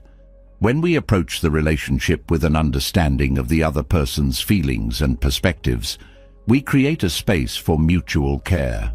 Empathy helps us to see beyond our own fears and insecurities, fostering a sense of connection that strengthens trust. It reminds us that the other person is not our adversary, but our ally in navigating challenges. Trust is not about blind faith. It's about making choices that reflect confidence in the relationship. This includes acknowledging and addressing issues as they arise, rather than avoiding them out of fear. Trust involves honesty, both with ourselves and with the other person, about what we need, feel, and hope for. This honesty creates a foundation of transparency that fear cannot undermine. Practicing gratitude is another way to transform fear and insecurity into trust. Gratitude shifts our focus from what we lack to what we have, creating a sense of abundance that reduces the grip of fear. When we appreciate the positive aspects of the relationship, we're less likely to dwell on insecurities or anticipate loss. Gratitude helps us to approach the connection with a sense of trust and contentment. Trust also requires resilience. Relationships are not without challenges, and setbacks can trigger fear or doubt. Resilience allows us to face these moments with strength and grace, choosing to trust in the bond rather than succumbing to fear. It's about seeing challenges as opportunities for growth, both individually and as a couple, rather than as threats to the relationship. Transforming fear and insecurity into trust also involves cultivating self-compassion. When we are kind to ourselves, we create an inner environment of safety and acceptance. This self-compassion reduces the need to seek constant reassurance from others, as we learn to provide it for ourselves. It also helps us to navigate mistakes or missteps in the relationship with forgiveness rather than self-criticism. Ultimately, trust is a choice to believe in the strength of the connection, the integrity of the other person, and our own ability to navigate challenges. It's not about eliminating fear and insecurity entirely, but about refusing to let them control our actions. Trust is the antidote to fear, the steady ground beneath our feet as we navigate the uncertainties of love. Through patience, self-awareness, and open-heartedness, we can transform fear and insecurity into a foundation of trust that enriches every aspect of our relationships. Trust transforms relationships, allowing us to replace fear and insecurity with a sense of mutual respect and understanding. Yet trust alone thrives best when accompanied by clear, healthy boundaries. Boundaries are not walls that divide us. They are bridges that create spaces for freedom, respect, and deeper connection. The idea of boundaries can sometimes evoke fear, as if setting limits might distance us from the people we care about. But in truth, boundaries are a profound act of love, both for ourselves and for those we share relationships with. Boundaries allow relationships to flourish because they clarify expectations and ensure that each person's needs and values are respected. They prevent misunderstandings and conflicts by creating a framework for healthy interaction. Without boundaries, relationships can easily become enmeshed, where individuality is lost or imbalanced, where one person's needs consistently overshadow the others. Setting boundaries ensures that both people feel seen, valued, and supported in the connection. One of the most important aspects of boundaries is that they are rooted in self-awareness.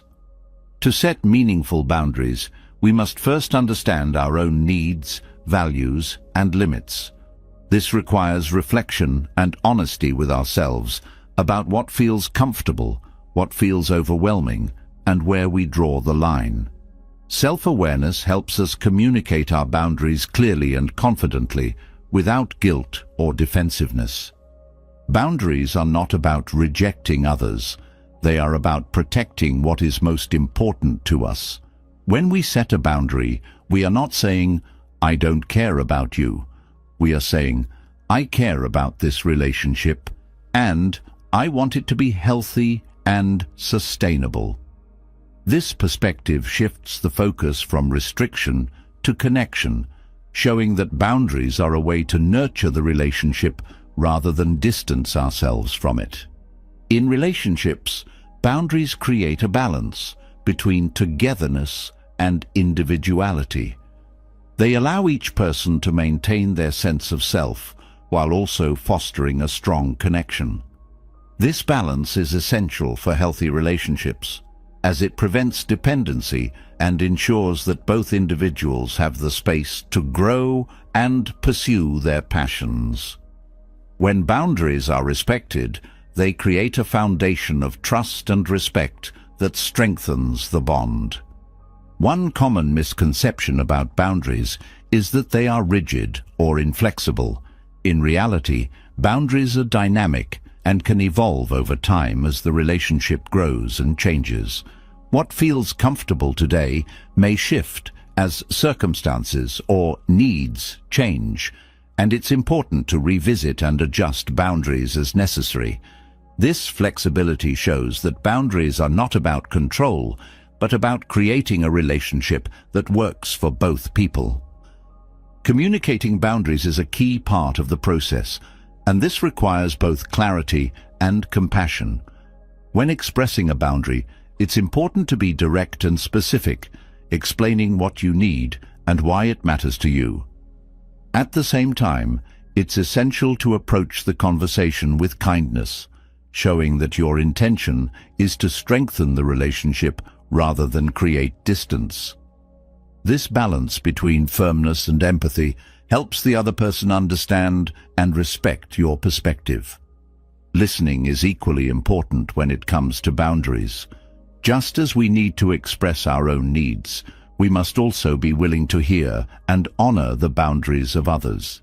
This mutual respect creates a sense of equality in the relationship, where both people feel valued and understood. By actively listening and responding with care, we show that we are invested in the health and well-being of the connection. Boundaries also help us navigate conflict in relationships. When disagreements arise, clear boundaries provide a framework for addressing the issue without escalating tension. They allow us to express our feelings and perspectives while respecting the other person's limits, creating a space for resolution rather than division. Boundaries help us approach conflict with patience and understanding, fostering a sense of safety even in challenging moments. Another benefit of boundaries is that they reduce resentment. When we ignore our own needs or allow others to overstep our limits, frustration and bitterness can build over time. Setting boundaries prevents this by ensuring that our needs are met and that we feel respected in the relationship. This proactive approach creates a sense of balance and harmony, reducing the likelihood of resentment or conflict.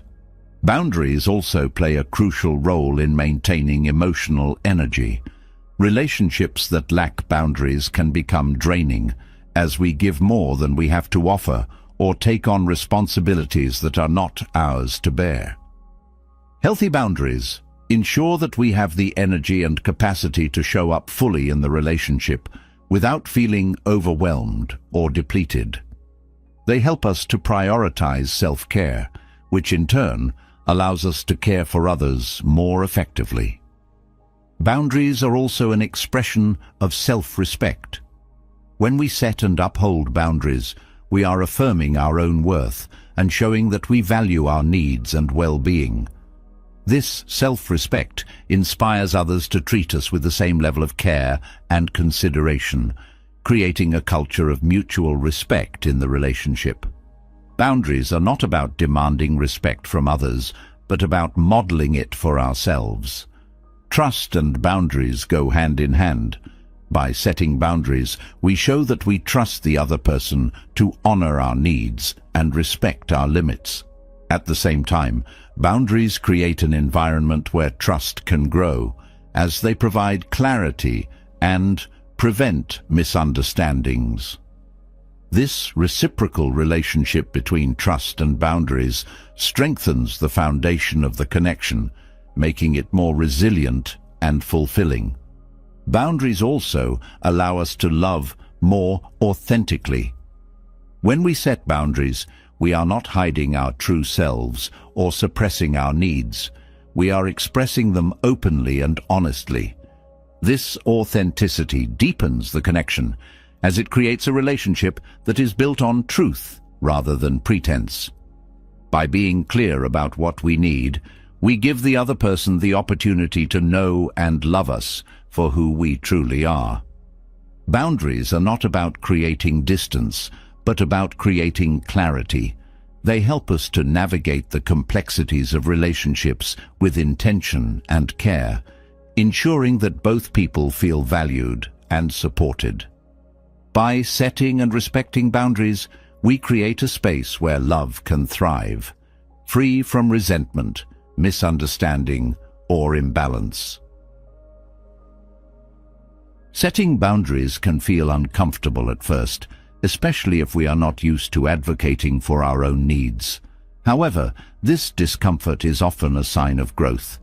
Each time we set a boundary, we strengthen our ability to communicate, connect, and care for ourselves and others. Over time, this practice becomes more natural, allowing us to approach relationships with greater confidence and ease. Boundaries are also a way to protect the integrity of the relationship. When we allow others to overstep our limits or ignore our own needs, it can lead to frustration and conflict. By setting clear boundaries, we create a structure that supports the health and longevity of the connection. Boundaries act as a safeguard, ensuring that the relationship remains balanced and fulfilling. Ultimately, boundaries are an act of love. They show that we care enough about ourselves and the other person to create a relationship that is respectful, balanced, and sustainable. By setting healthy boundaries, we nurture both freedom and closeness, creating a connection that is grounded in mutual respect and authenticity. Boundaries are not barriers. They are the foundation upon which love can grow and thrive. Healthy boundaries create clarity and protect the balance of love, But there's another dynamic that can silently undermine relationships if left unchecked: jealousy and possessiveness. These emotions, though natural in moments of insecurity, can distort our ability to love freely and authentically. Overcoming jealousy and possessiveness requires us to look inward, observing these feelings without judgment, and learning to release them before they cloud our relationships. Mindfulness offers a path to do just that, a way to gently untangle the knots of fear and comparison that often fuel these emotions. Jealousy is born from comparison and the fear of loss. It tells us that we might not be enough, that someone else could replace us, or that the connection we cherish is at risk. These thoughts, though often exaggerated, create a cycle of doubt and tension that can damage trust and intimacy. Mindfulness allows us to pause and examine these feelings as they arise, giving us the space to understand their origins without letting them control our actions. Possessiveness, on the other hand, stems from a desire to protect what feels precious. While this instinct might come from love, it often manifests as control or restriction, stifling the freedom that relationships need to thrive. Through mindfulness, we can recognize the difference between caring deeply and holding too tightly. This awareness helps us shift from a mindset of ownership to one of partnership, where both people are free to grow and connect without fear of constraint. A key aspect of mindfulness is learning to observe emotions without becoming entangled in them. When jealousy arises, it can feel overwhelming, pulling us into a spiral of thoughts that amplify the feeling. Mindfulness teaches us to step back, to notice the emotion as it is, a temporary reaction rather than an absolute truth. By doing so, we create distance between ourselves and the emotion, allowing us to respond thoughtfully rather than react impulsively. Mindfulness also encourages curiosity about our emotions. Instead of pushing jealousy or possessiveness away, we can approach them with a sense of inquiry. What is this feeling trying to tell me? What fear or insecurity lies beneath it? This gentle exploration often reveals unmet needs or past experiences that are influencing the present moment. Understanding these roots is the first step in addressing and transforming them. In relationships, communication is essential for overcoming jealousy and possessiveness. Mindfulness helps us communicate these feelings in a way that fosters connection rather than conflict. Instead of accusing or blaming, we can express our emotions with honesty and vulnerability. For example, instead of saying, "You always make me jealous," we might say, "I feel insecure when this happens, and I'd like to work through it together." This approach invites collaboration and understanding, strengthening the bond rather than creating distance. Another benefit of mindfulness is its ability to ground us in the present moment. Jealousy and possessiveness often stem from imagined scenarios or past experiences that we project onto the current relationship. By focusing on the here and now, mindfulness helps us to see the relationship as it truly is, rather than through the lens of fear or assumption. This clarity allows us to appreciate the connection without letting past wounds or future anxieties overshadow it. Mindfulness also cultivates self-awareness, which is crucial for addressing jealousy and possessiveness. These emotions often arise when we feel disconnected from our own sense of worth. By turning inward and exploring our thoughts, beliefs, and patterns, we can identify the insecurities that fuel these feelings. This self-awareness empowers us to address the root causes of jealousy and possessiveness, rather than simply managing their symptoms. Another powerful tool in mindfulness is self-compassion. When jealousy or possessiveness arises, it's easy to judge ourselves harshly for feeling this way. This self-criticism only deepens the emotional turmoil, making it harder to move forward.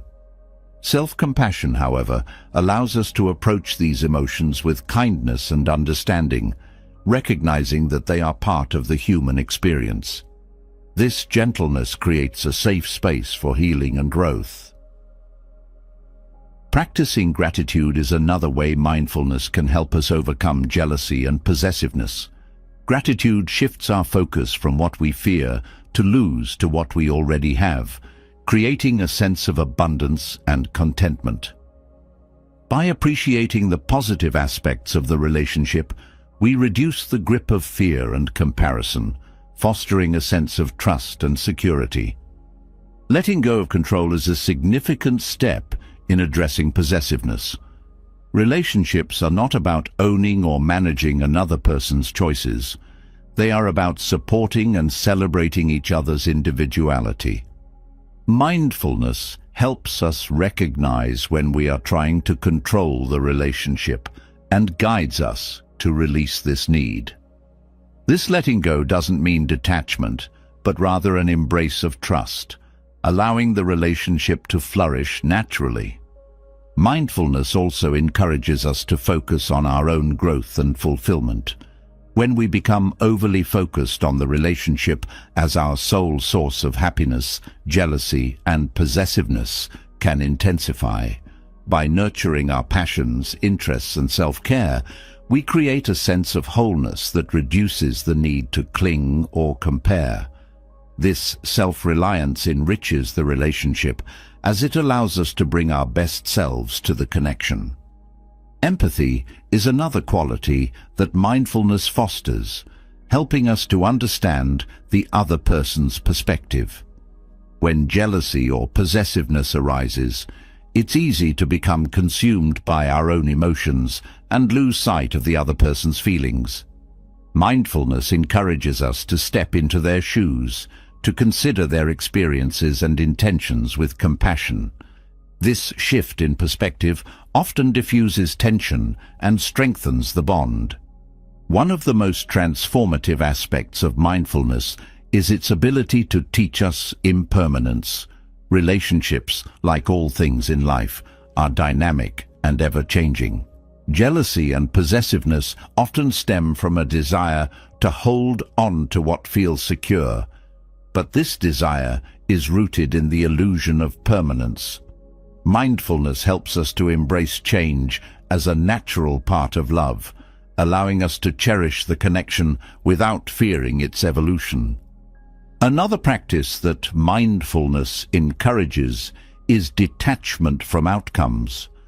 When we become fixated on a specific vision of how the relationship should look or progress, we create pressure and expectations that can fuel jealousy and possessiveness.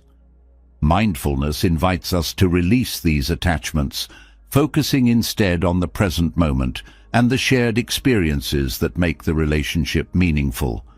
Mindfulness also helps us to recognize and honor boundaries, both our own and those of others. Jealousy and possessiveness often blur these boundaries, creating dynamics that feel suffocating or imbalanced. By staying present and attuned to our emotions, we can identify when boundaries are being crossed and take steps to restore balance. This respect for boundaries fosters a sense of safety and freedom in the relationship. Ultimately, mindfulness teaches us that love is not about possession, but about presence. It's about being fully engaged in the connection without trying to control or own it.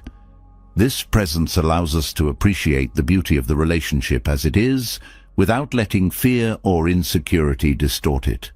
Through mindfulness, we learn to approach love with openness, trust, and authenticity, creating a foundation that is strong enough to weather any storm. By observing and releasing emotions like jealousy and possessiveness through mindfulness, we not only transform our relationships, but also deepen our understanding of ourselves. These emotions, when faced with compassion and curiosity, become opportunities for growth and connection. Mindfulness reminds us that love is not a competition or a transaction, but a shared journey of mutual respect and care. In this journey, we discover that the freedom to love and be loved begins with the freedom to let go of fear and comparison. Mindfulness helps us release jealousy and possessiveness, teaching us to trust the flow of relationships rather than clinging to control. Yet, beneath these emotions often lies a deeper challenge: accepting the impermanence of love. Relationships, like everything in life, are not static. They grow, shift, and sometimes fade. Embracing impermanence is not about resigning ourselves to loss, but about finding beauty and resilience in the natural evolution of connection. It's about cherishing the present without being weighed down by fear of change or the longing for permanence. Impermanence is an undeniable truth of life. Everything we hold dear, relationships, experiences, even the people we love, is subject to change. This reality can feel daunting because it highlights how little control we have over the things we value most. But impermanence is also what makes love precious. When we recognize that nothing lasts forever, we are reminded to treasure the moments we have now rather than taking them for granted. One of the first steps in embracing impermanence is shifting our perspective on change. Often we view change as something to resist or fear, especially in relationships. But change is not inherently negative. It's a natural part of growth. Just as seasons transform the landscape, relationships evolve as individuals grow and circumstances shift. This evolution doesn't diminish the value of love. It enhances it, as it reflects the dynamic, living nature of connection. Accepting impermanence requires letting go of the need for certainty. In relationships, we often seek guarantees, promises that the connection will never fade or that the other person will remain the same. These assurances, while comforting, are ultimately illusions. Love thrives not because it is certain, but because it is alive. By releasing the need for guarantees, we create space for the relationship to unfold authentically, without the weight of unrealistic expectations. Impermanence also invites us to redefine what it means for a relationship to succeed. Success is not measured by how long a relationship lasts, but by the depth and authenticity of the connection. A relationship that lasts a lifetime, but is filled with resentment or indifference, is not necessarily more meaningful than one that ends after a few years, but was marked by genuine love and growth. Embracing impermanence helps us to focus on the quality of the relationship rather than its duration. Gratitude plays a vital role in accepting impermanence. When we appreciate the moments we share with others, we become less preoccupied with how long those moments will last. Gratitude anchors us in the present, reminding us that the value of a relationship lies not in its permanence, but in the joy, lessons, and connection it brings. This shift in focus transforms our experience of love, allowing us to engage with it more fully and freely. Impermanence also challenges us to let go of attachment. Attachment often arises when we cling to a specific version of a relationship, resisting its natural evolution. This clinging creates tension as it tries to hold on to something that is constantly changing. Letting go of attachment doesn't mean abandoning the relationship. It means releasing the need to control it. This release allows the connection to grow and adapt, fostering resilience and depth. When we embrace impermanence, we also learn to navigate loss with greater grace. Loss is an inevitable part of love, whether it comes through the end of a relationship, physical separation, or the passing of a loved one. While loss is painful, it also reflects the depth of our connection. The pain of losing someone is a testament to the love we shared. By accepting this reality, we can honor the relationship even as we let it go. Impermanence teaches us to value the journey of love rather than fixating on the destination. Relationships are not about reaching a final state of perfection or stability. They are about growing, learning, and connecting along the way. This perspective helps us to approach love with curiosity and openness, embracing each stage of the relationship as an opportunity for discovery. Impermanence also deepens our capacity for forgiveness. When we hold on to grievances or resentments, we create a sense of permanence around the pain, as if it defines the entire relationship. Embracing impermanence reminds us that people change and that mistakes do not have to define them. This awareness helps us to let go of past hurts and approach the relationship with compassion and understanding. In relationships, impermanence challenges us to balance presence and detachment. Presence means being fully engaged in the moment, appreciating the connection as it is. Detachment means releasing the need to control or cling to the relationship, trusting that it will unfold as it is meant to. This balance allows us to love deeply without becoming entangled in fear or expectation. Impermanence also encourages us to embrace vulnerability.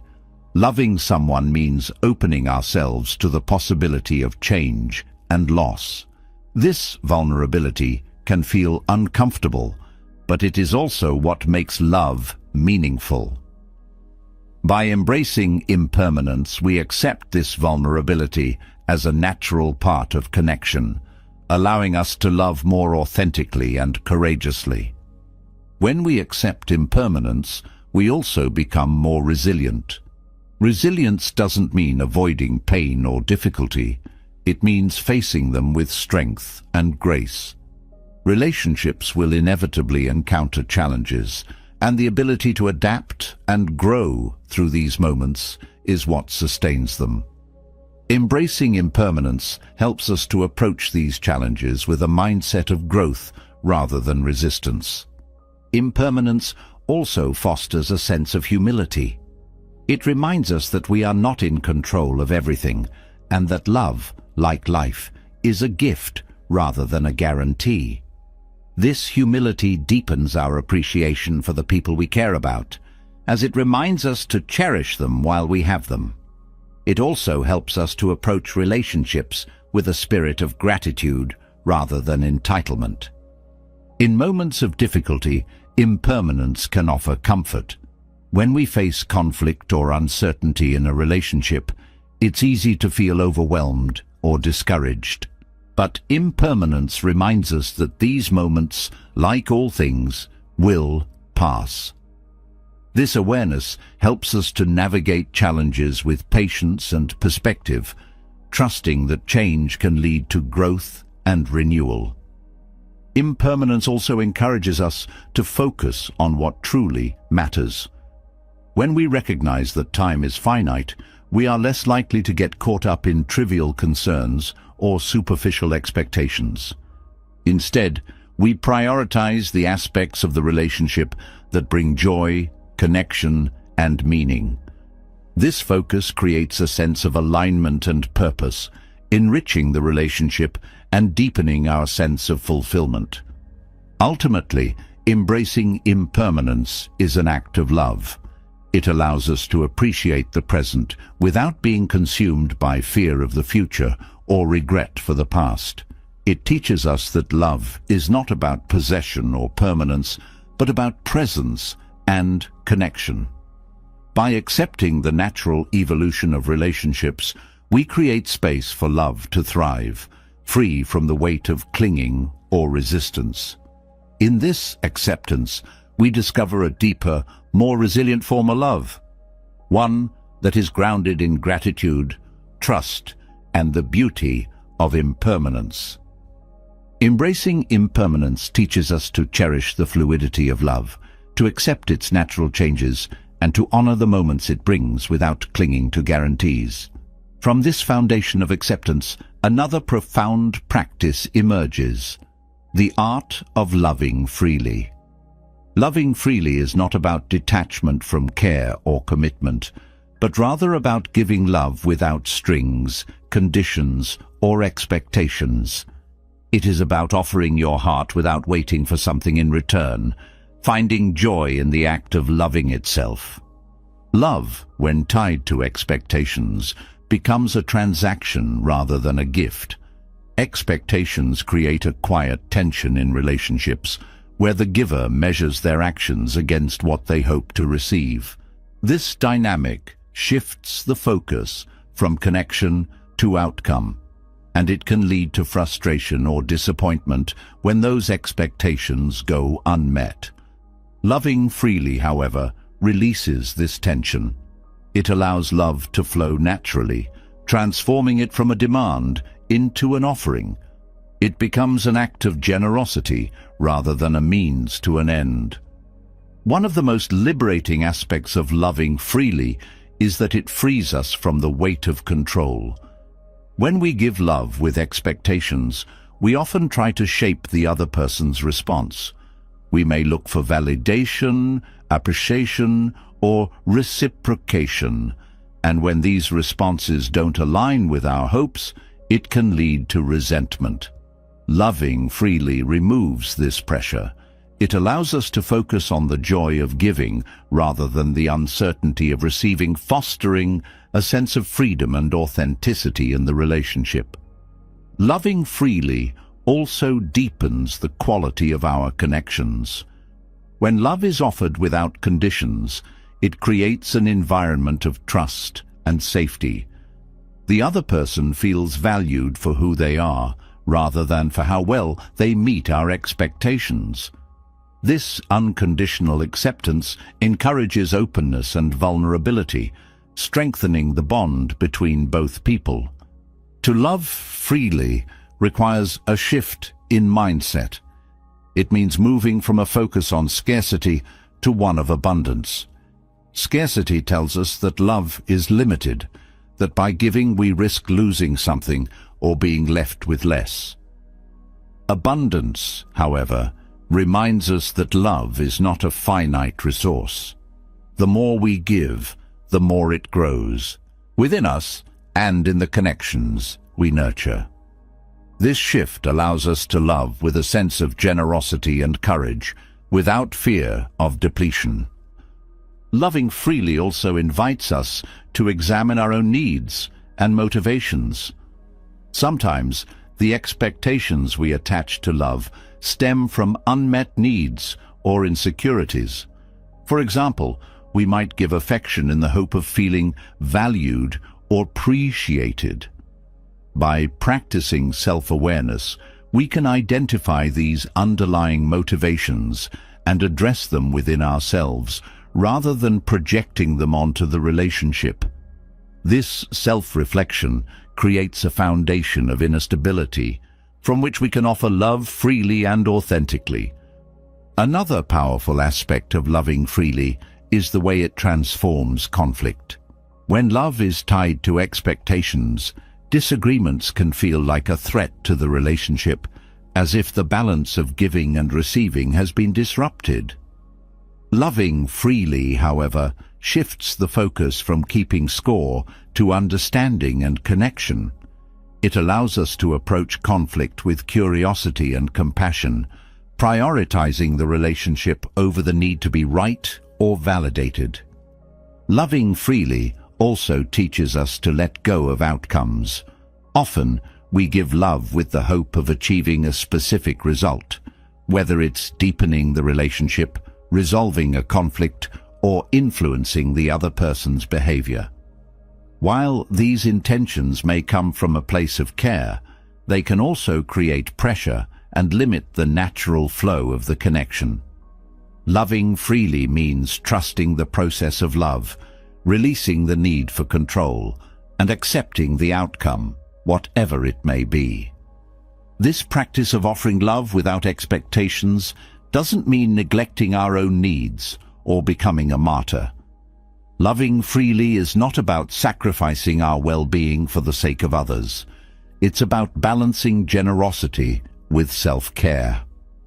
By setting healthy boundaries and honoring our own limits, we ensure that our love comes from a place of wholeness rather than obligation or depletion. This balance allows us to give freely while maintaining our sense of self. Loving freely also nurtures gratitude. When we give love without expecting something in return, we become more attuned to the beauty of the present moment. We find joy in the act of giving itself, rather than waiting for validation or acknowledgement. This gratitude deepens our appreciation for the relationship, as it shifts our focus from what we hope to receive to what we already have. The art of loving freely also extends beyond romantic relationships. It can be practiced in our friendships, family connections, and even our interactions with strangers. Whether it's offering a kind word, a thoughtful gesture, or simply our presence, loving freely enriches all forms of connection. It reminds us that love is not limited to grand expressions, but is found in the small, everyday acts of care and attention. One of the most profound effects of loving freely is the way it transforms our sense of self. When we give love without conditions, we release the need for external validation. This shift helps us to cultivate self-worth that is rooted in our own values and actions, rather than in how others respond to us. Loving freely becomes an expression of our own authenticity, a reflection of who we are, rather than a strategy to gain approval. Loving freely also fosters resilience in relationships. Expectations can create fragility, as they make the relationship dependent on specific conditions or outcomes. When those conditions are not met, the connection can feel strained or broken. Loving freely, however, builds a foundation of strength and adaptability. It allows the relationship to weather challenges and changes without losing its core of care and respect. One of the keys to loving freely is practicing mindfulness. By staying present, we can fully engage in the act of loving without becoming preoccupied with what might come next. Mindfulness helps us to appreciate the moment, to savor the connection as it is, and to let go of the need for guarantees or returns. This presence transforms love into a gift, freely given and freely received. Loving freely also invites us to embrace vulnerability. To love without expectations means opening ourselves to the possibility of disappointment or rejection.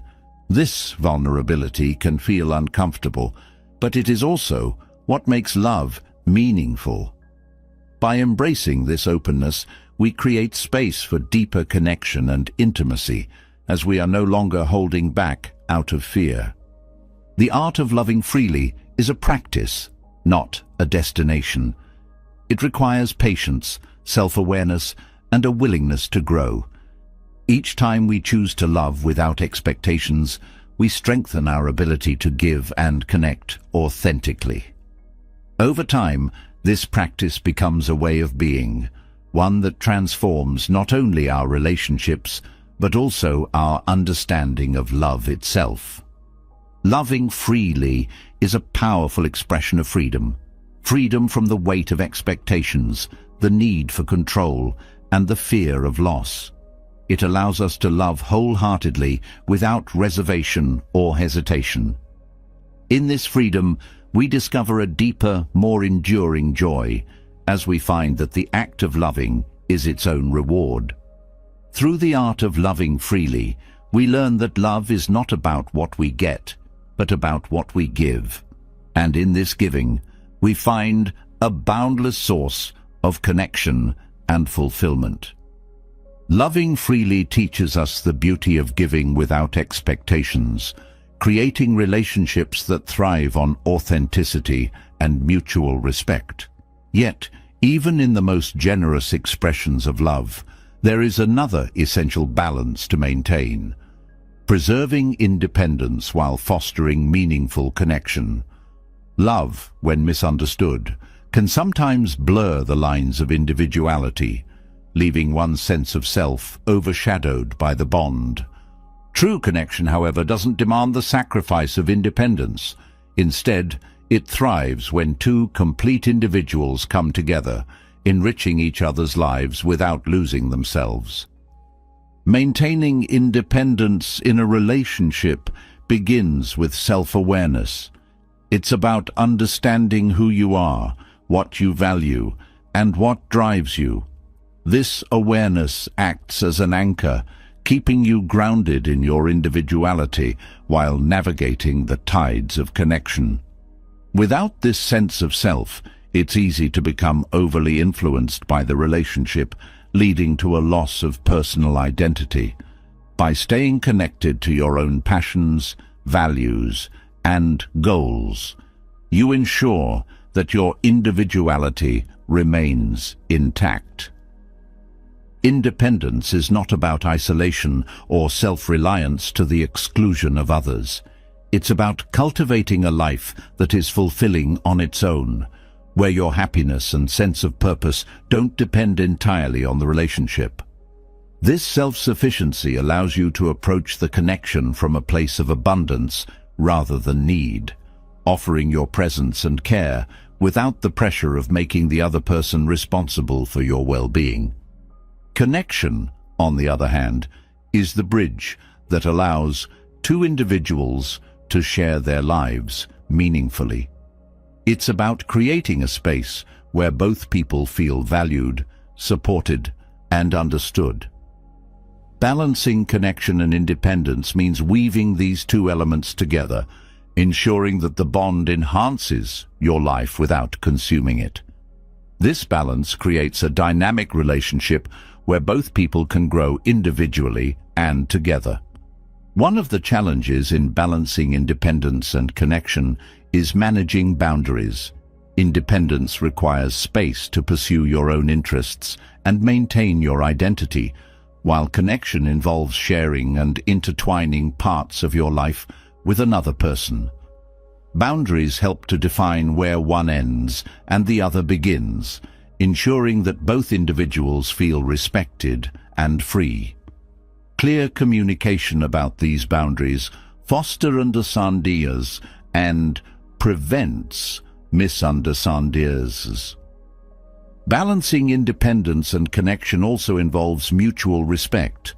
Respecting the other person's individuality means honoring their need for space, acknowledging their passions, and supporting their growth. At the same time, it's important to advocate for your own needs, ensuring that the relationship doesn't overshadow your identity. This mutual respect creates a foundation of equality and trust, where both people feel valued for who they are. Time plays a crucial role in this balance. Spending quality time together strengthens the bond, but it's equally important to spend time apart, nurturing your own interests and relationships. This separation doesn't weaken the connection. It strengthens it by allowing both individuals to bring fresh energy, perspectives, and experiences into the relationship. It prevents dependency and keeps the dynamic vibrant and engaging. Independence within a relationship also fosters resilience. When both people maintain their sense of self, they are better equipped to navigate challenges and changes. They can support each other without losing their own footing, creating a partnership that is adaptable and strong. This resilience ensures that the relationship can endure difficulties without eroding the individuality of either person. Connection, on the other hand, thrives on vulnerability. While independence is about knowing and valuing yourself, Connection is about sharing yourself with another. This sharing requires openness and trust, allowing the other person to see and support you as you are. Vulnerability deepens intimacy, creating a sense of closeness that strengthens the bond. Balancing these elements requires intention and effort. It's easy to lean too heavily toward one side, becoming overly independent and detached, or overly connected and enmeshed. Both extremes can create tension in the relationship, as one person may feel neglected while the other feels overwhelmed. Striking a balance means continually assessing and adjusting, ensuring that both independence and connection are nurtured. Self-care is an essential part of maintaining independence. When you prioritize your physical, emotional, and mental well-being, you ensure that you are bringing your best self to the relationship. This self-care might involve pursuing hobbies, spending time with friends, or simply taking time to recharge. By taking care of yourself, you create a foundation of strength and stability that enhances the connection. Supporting your partner's independence is equally important. Encouraging them to pursue their passions, spend time with friends, and nurture their own growth shows that you value their individuality. This support strengthens the bond, as it demonstrates trust and confidence in the relationship. It also prevents resentment or dependency, as both people feel free to be themselves. Communication is key to balancing independence and connection. Open and honest dialogue about your needs, feelings, and boundaries creates clarity and understanding. It allows both people to navigate the relationship with intention, ensuring that neither independence nor connection is neglected. This communication also fosters a sense of partnership, as both people work together to create a dynamic that works for them. Balancing independence and connection also involves embracing flexibility. Relationships are not static. They evolve as circumstances and needs change. What works at one stage of the relationship may need to be adjusted at another. Being open to these changes and willing to adapt ensures that the balance remains intact, even as the relationship grows. Gratitude plays a role in this balance as well.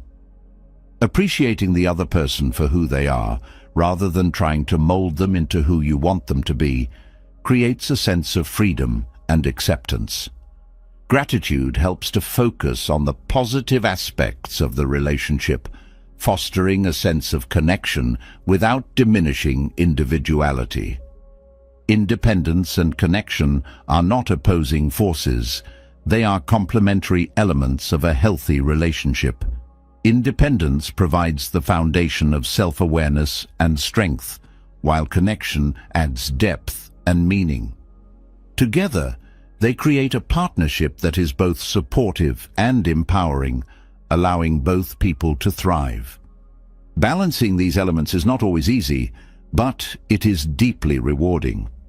It creates a relationship where both people feel seen, valued, and free.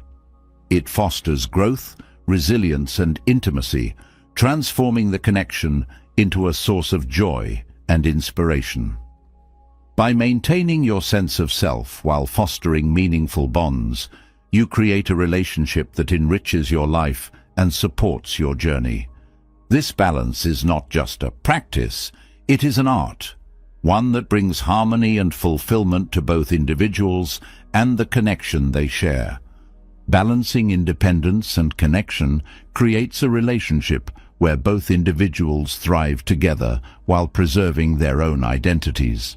Yet, even in this balance, the subtle desire to control, whether it's outcomes, emotions, or the other person, can disrupt the harmony of love. Releasing control doesn't mean abandoning care or effort. It means learning to trust the natural flow of relationships and allowing love to unfold without force or expectation. Mindfulness provides the tools to let go, helping us embrace love with openness and presence, rather than grasping tightly out of fear or insecurity. Control often arises from a place of vulnerability. The uncertainty of relationships can feel overwhelming, leading us to seek ways to predict, manage, or direct how things will go. While this desire is rooted in self-protection, it creates tension and diminishes the freedom that love needs to flourish. Mindfulness helps us become aware of this impulse, showing us how to soften our grip and trust the connection itself. One of the most profound ways mindfulness helps us release control is by grounding us in the present moment. Control often stems from fear of the future or attachment to a specific outcome. By focusing on the here and now, mindfulness allows us to fully experience the relationship as it is, rather than trying to shape it into what we think it should be. This presence creates a space for love to grow authentically, free from the constraints of control. Mindfulness also encourages us to observe our thoughts and emotions without judgment. When the need to control arises, it can trigger feelings of anxiety, frustration, or insecurity. Instead of reacting to these emotions, mindfulness teaches us to acknowledge them with curiosity and compassion. This awareness helps us to understand the root of our need for control, whether it's fear of loss, past experiences, or unmet needs, and to address these underlying issues rather than projecting them onto the relationship. Letting go of control also requires embracing vulnerability. Control often acts as a shield, protecting us from the discomfort of uncertainty or the fear of being hurt. While vulnerability can feel uncomfortable, it is essential for deep connection. Mindfulness helps us to approach vulnerability with courage, allowing us to open our hearts fully and trust in the strength of the relationship. Practicing acceptance is another key aspect of mindfulness that helps us release control. Acceptance doesn't mean resigning ourselves to things we dislike or ignoring challenges. It means recognizing and allowing reality as it is, without resistance. In relationships, this might mean accepting the other person's differences, emotions, or choices without trying to change them. This acceptance creates a foundation of respect and trust, allowing both people to feel valued and free. Mindfulness also teaches us to let go of attachment to specific outcomes. Relationships are dynamic and ever-changing, and holding on to a fixed idea of how things should be can create frustration and disappointment. By releasing these attachments, we create space for the relationship to evolve naturally, embracing its growth and transformation rather than resisting it. This openness allows us to experience love more fully, without the weight of unmet expectations. Another way mindfulness helps us release control is by cultivating self-awareness. Control often arises when we project our own fears, insecurities, or desires onto the relationship. By turning inward and exploring these emotions, we can take responsibility for our own feelings, rather than trying to manage the other person's behavior. This self-awareness creates clarity and empowers us to approach the relationship with honesty and authenticity. Trust is an essential element of letting go of control, and mindfulness strengthens this trust by fostering a sense of inner stability. When we trust ourselves, our values, intentions, and ability to navigate challenges, we are less likely to rely on control as a means of feeling secure. This self-trust extends to the relationship, allowing us to believe in the connection and its ability to thrive without constant intervention. Practicing gratitude also helps us release control. Control often focuses on what we fear losing or what we want to change. Gratitude shifts our perspective, reminding us of the beauty and value of what we already have. By appreciating the present moment and the connection as it is, we reduce the need to grasp or manipulate, creating a sense of contentment and ease. Mindfulness encourages us to approach relationships with curiosity rather than expectation. Curiosity allows us to explore and understand the other person without trying to predict or direct their behavior. This openness fosters a deeper connection, as it invites both people to show up authentically without fear of judgment or control. It transforms the relationship into a space of discovery rather than a predetermined script. Releasing control also involves setting intentions rather than expectations. Intentions focus on how we show up in the relationship, our attitudes, actions, and mindset, rather than trying to dictate how the other person should respond. This shift empowers us to take responsibility for our own role in the connection while respecting the other person's autonomy. Mindfulness helps us to recognize and break patterns of control in subtle ways. For example, we might notice when we interrupt or dominate conversations, attempt to fix the other person's emotions, or seek constant reassurance. By bringing awareness to these behaviors, we can choose to respond differently, creating a more balanced and respectful dynamic in the relationship. Letting go of control doesn't mean neglecting the relationship or becoming passive. It means approaching the connection with trust, presence, and authenticity. Mindfulness helps us to find this balance, showing us how to engage fully without grasping or forcing. This balance creates a relationship that feels free and alive, where both people can grow and connect without the constraints of control. Releasing control also enhances our ability to navigate challenges in relationships. Control often arises as a response to conflict or uncertainty, as we try to steer the situation toward a desired outcome. Mindfulness teaches us to approach these moments with patience and openness, allowing the resolution to unfold naturally rather than trying to force it. This approach fosters understanding and collaboration, strengthening the bond between both people. Mindfulness also reminds us that love is not about perfection or certainty. It's about presence and connection.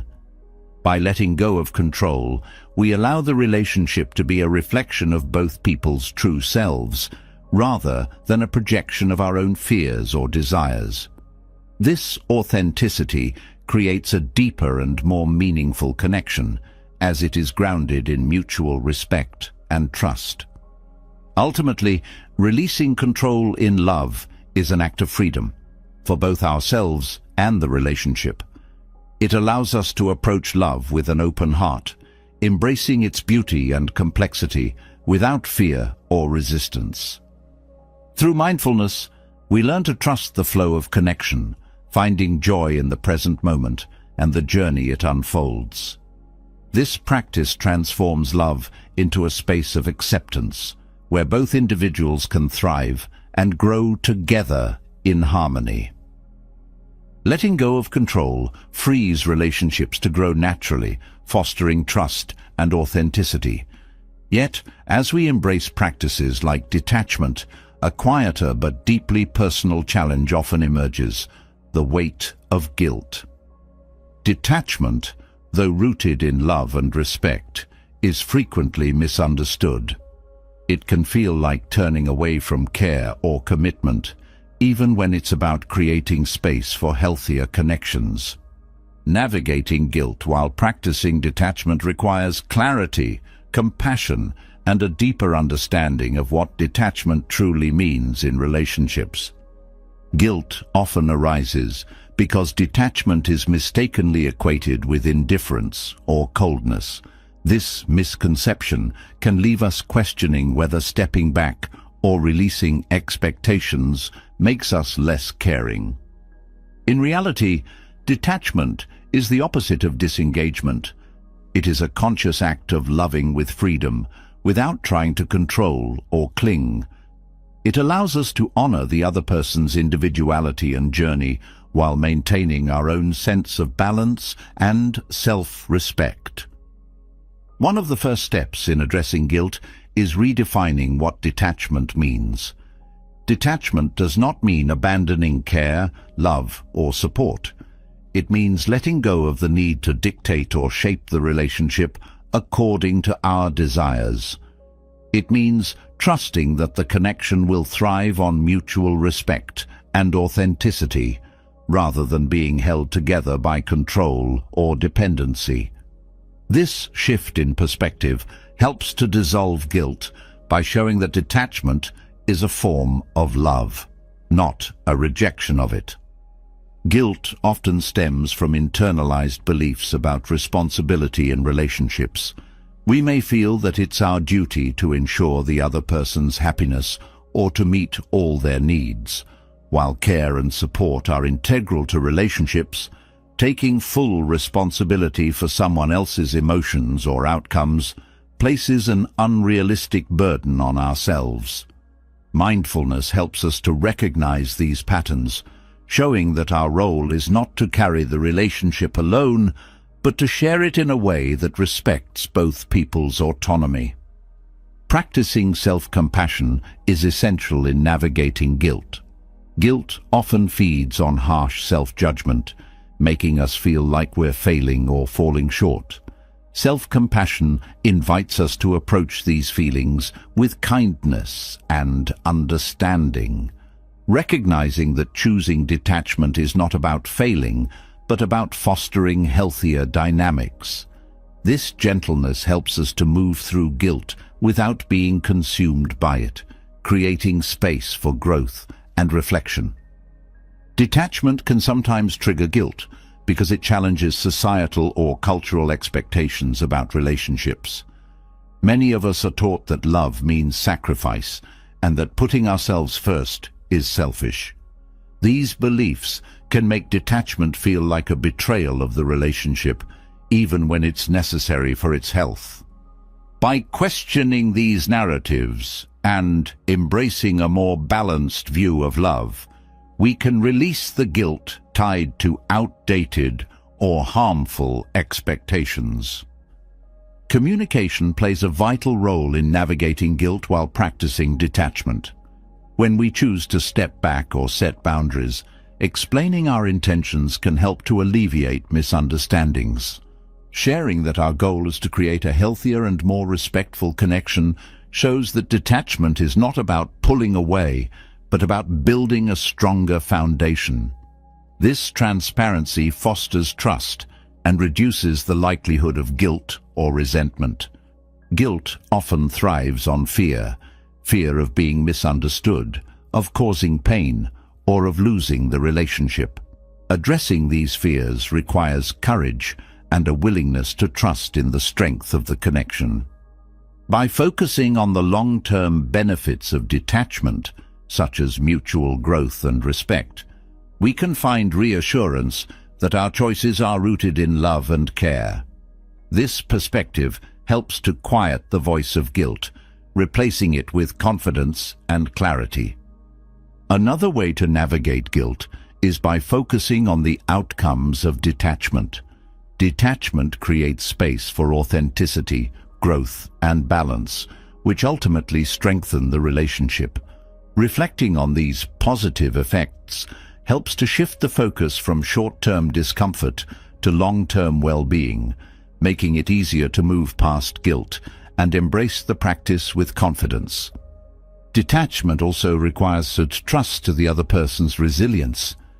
Guilt often arises from the belief that stepping back will harm the other person or weaken the relationship. In truth, detachment allows both people to grow stronger as individuals, which enriches the connection. Trusting that the other person can navigate their own emotions and experiences reduces the need for over-responsibility and helps to alleviate guilt. Letting go of guilt involves acknowledging and accepting our limitations.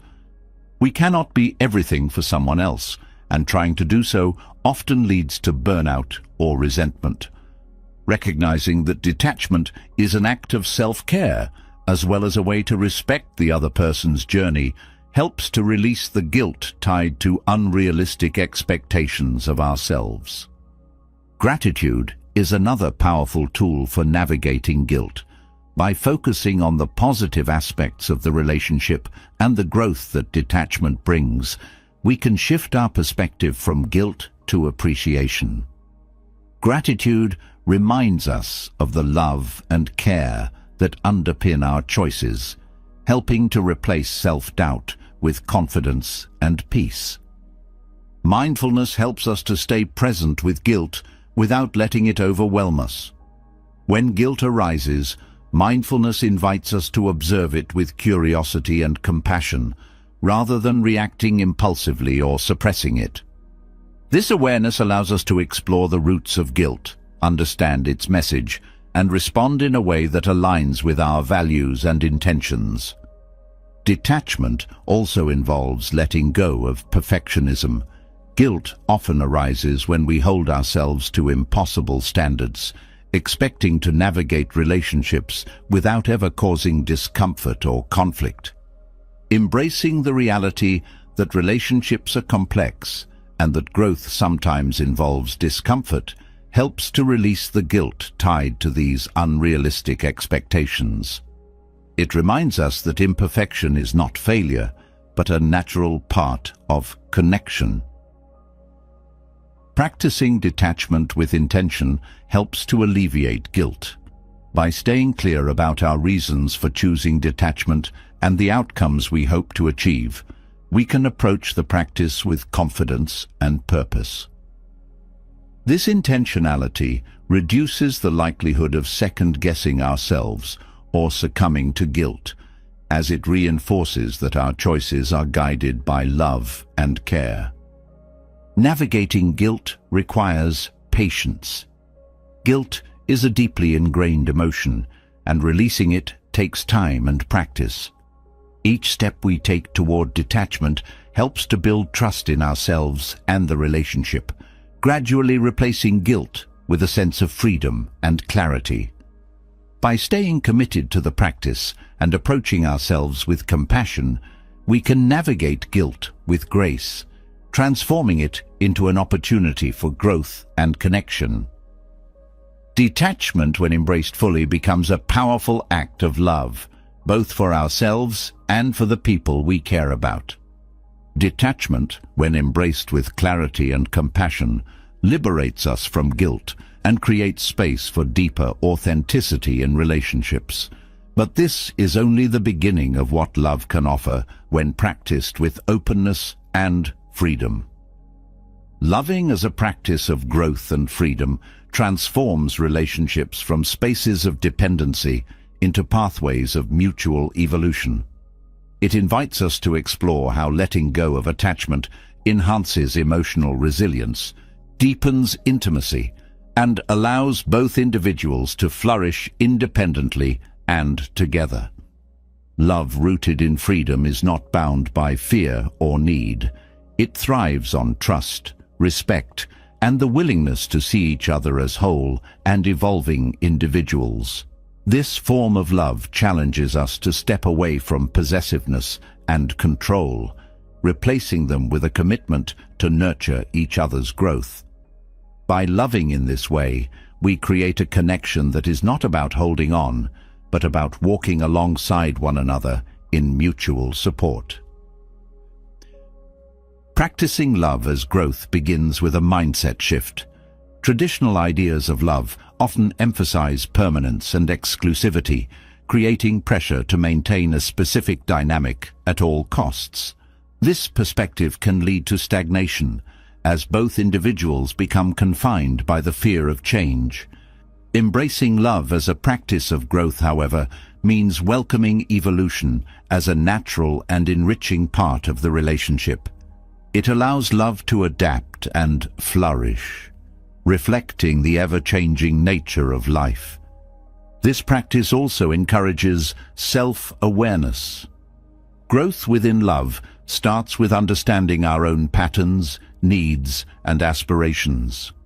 When we take the time to reflect on our inner world, we bring greater clarity and intention to the relationship.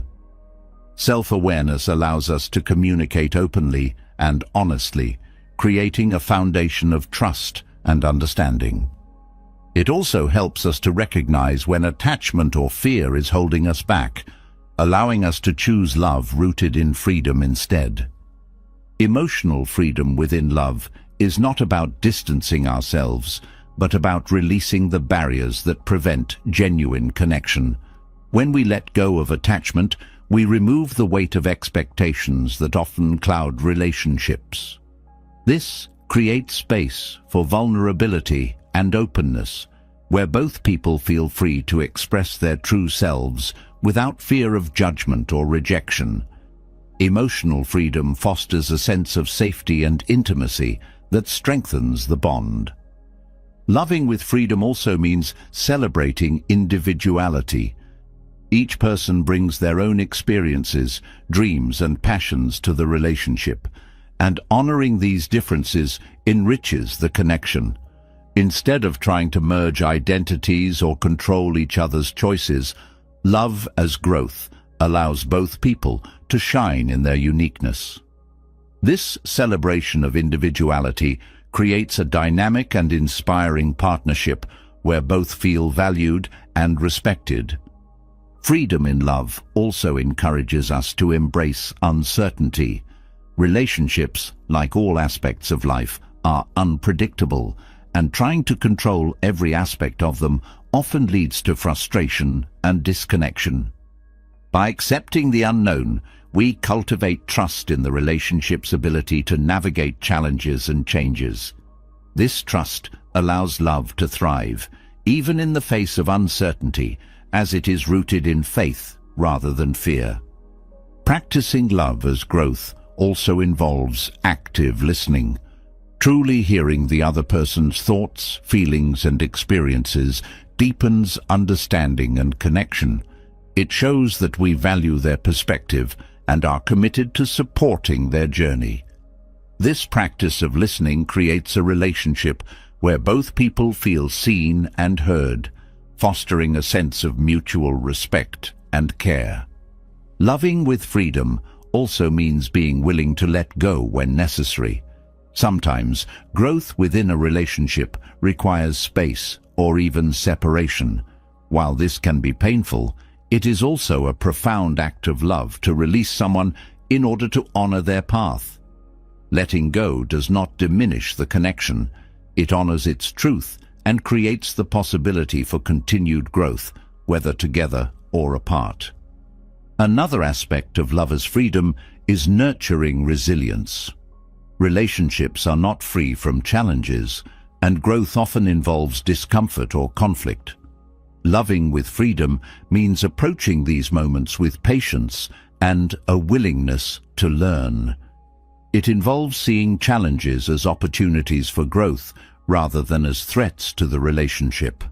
This perspective strengthens the bond as both people work together to navigate difficulties with compassion and understanding. Gratitude plays a central role in this practice. Appreciating the present moment and the connection as it is helps to shift the focus from fear of loss to celebration of what is. Gratitude reminds us that love is a gift, not a possession, and that its value lies in the experiences and growth it brings. This perspective transforms love into a source of joy and inspiration, free from the constraints of attachment. Freedom in love also fosters creativity. When relationships are not bound by rigid expectations, they become spaces of exploration and discovery. Both people are free to express themselves fully, try new things, and support each other's growth in creative ways. This openness keeps the relationship vibrant and engaging, as it reflects the dynamic nature of love itself. Practicing love as growth also involves embracing impermanence. Relationships, like all things, evolve over time, and resisting this change often creates tension or stagnation. By accepting impermanence, we allow love to flow naturally, adapting to the needs and growth of both individuals. This acceptance brings a sense of peace and resilience, as it honors the truth of love's ever-changing nature. One of the most powerful aspects of loving freely is the way it transforms conflict. When love is rooted in attachment, conflict often feels like a threat to the relationship. But when love is practiced as growth, conflict becomes an opportunity for deeper understanding and connection. It allows both people to express their needs and perspectives while working together to find solutions that honor their individuality and the relationship. Love as freedom also encourages us to prioritize self-care. Taking care of our own well-being ensures that we can show up fully in the relationship, offering love from a place of wholeness rather than need. Self-care creates a foundation of strength and stability that supports both individual and shared growth, enriching the connection. Loving as a practice of growth and freedom reminds us that love is not about perfection. It's about presence, effort, and authenticity. By letting go of the need to meet unrealistic ideals, we create space for love to flourish as it is, beautiful, imperfect, and deeply meaningful. This approach transforms relationships into spaces of mutual inspiration and support, where both people feel free to grow and thrive together. Through this practice, we discover that love is not a static state, but a dynamic journey of connection and discovery. It invites us to embrace change, celebrate individuality, and nurture the bond with openness and respect. In this way, loving as a practice of growth and freedom becomes a source of profound joy and fulfillment, creating relationships that honor the best in both individuals and the connection they share. Loving as a practice of growth and freedom teaches us to nurture relationships that honor individuality and inspire mutual development. Yet, even with the most balanced and fulfilling connections, there is a deeper truth. Our ability to love freely and authentically stems from how we live and focus on our own lives. When our attention becomes scattered or lost in distractions, we risk losing touch with the essence of who we are. Buddhism offers timeless wisdom to help us center ourselves, realign our energy, and cultivate a life of intention and clarity. Focusing on your life is not about ignoring others or retreating into isolation. Instead, it's about building a foundation of inner stability and purpose, so your actions, relationships, and goals reflect your truest values. This focus brings depth to your existence, allowing you to live with intention rather than being pulled in countless directions.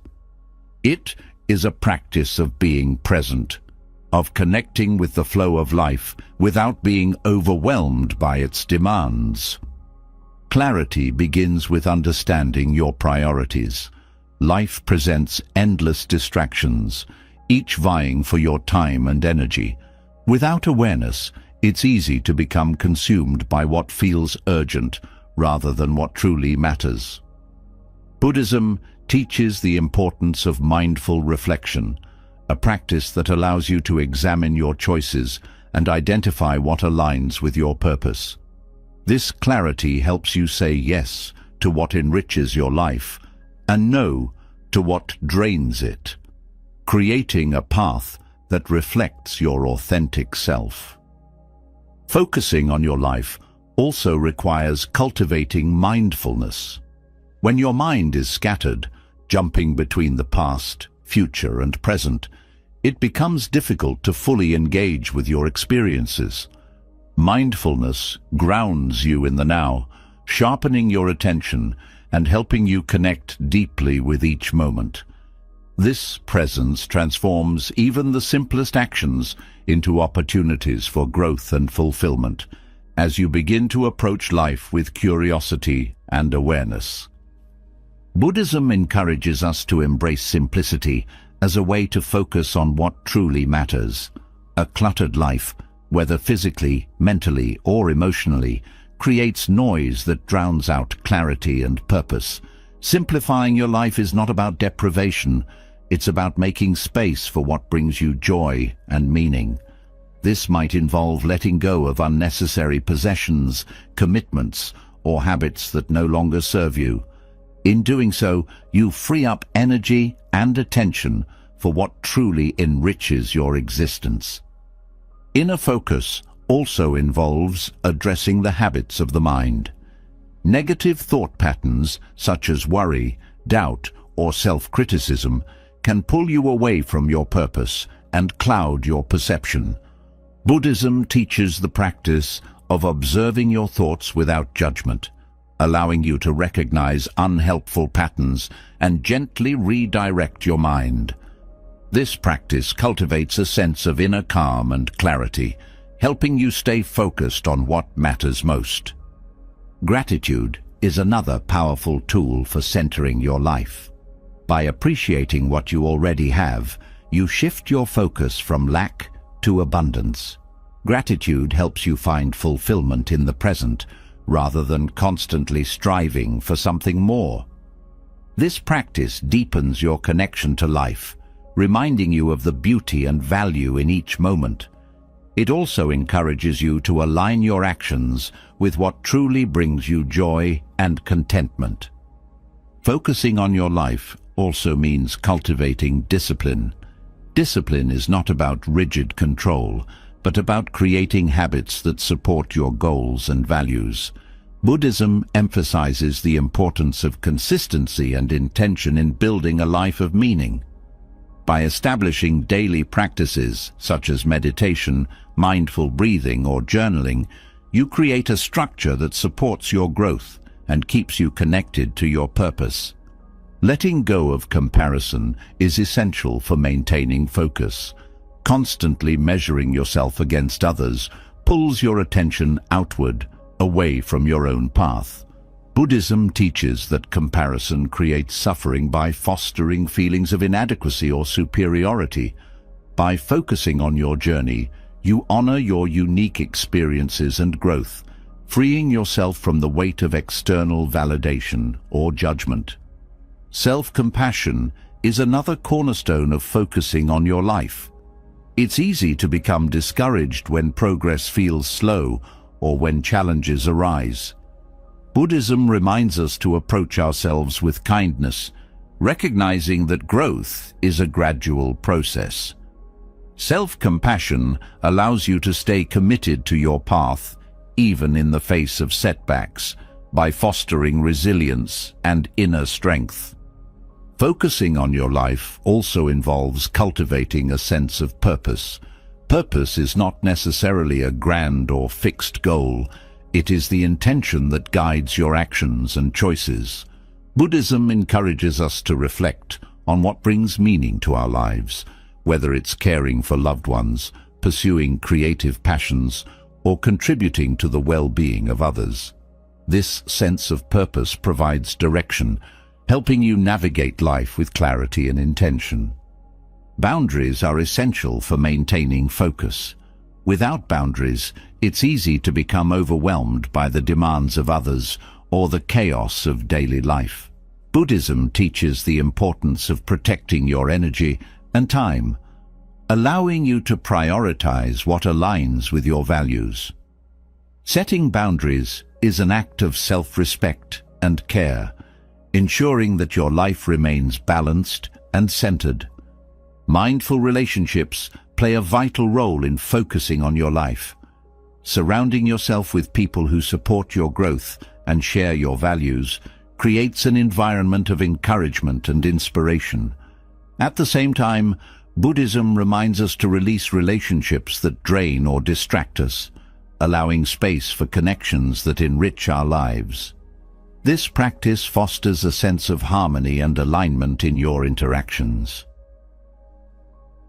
Focusing on your life also involves embracing impermanence.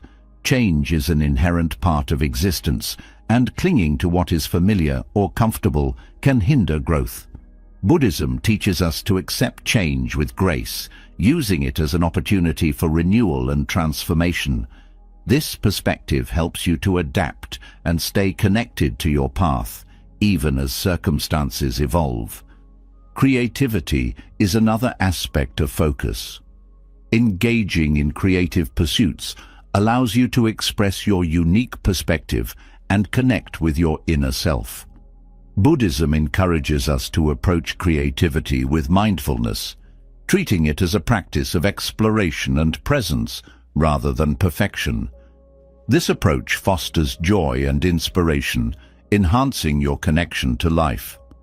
Focusing on your life requires patience. Growth and clarity do not happen overnight. They are the result of consistent effort and intention. Buddhism teaches the value of patience, reminding us that each step forward, no matter how small, contributes to our journey.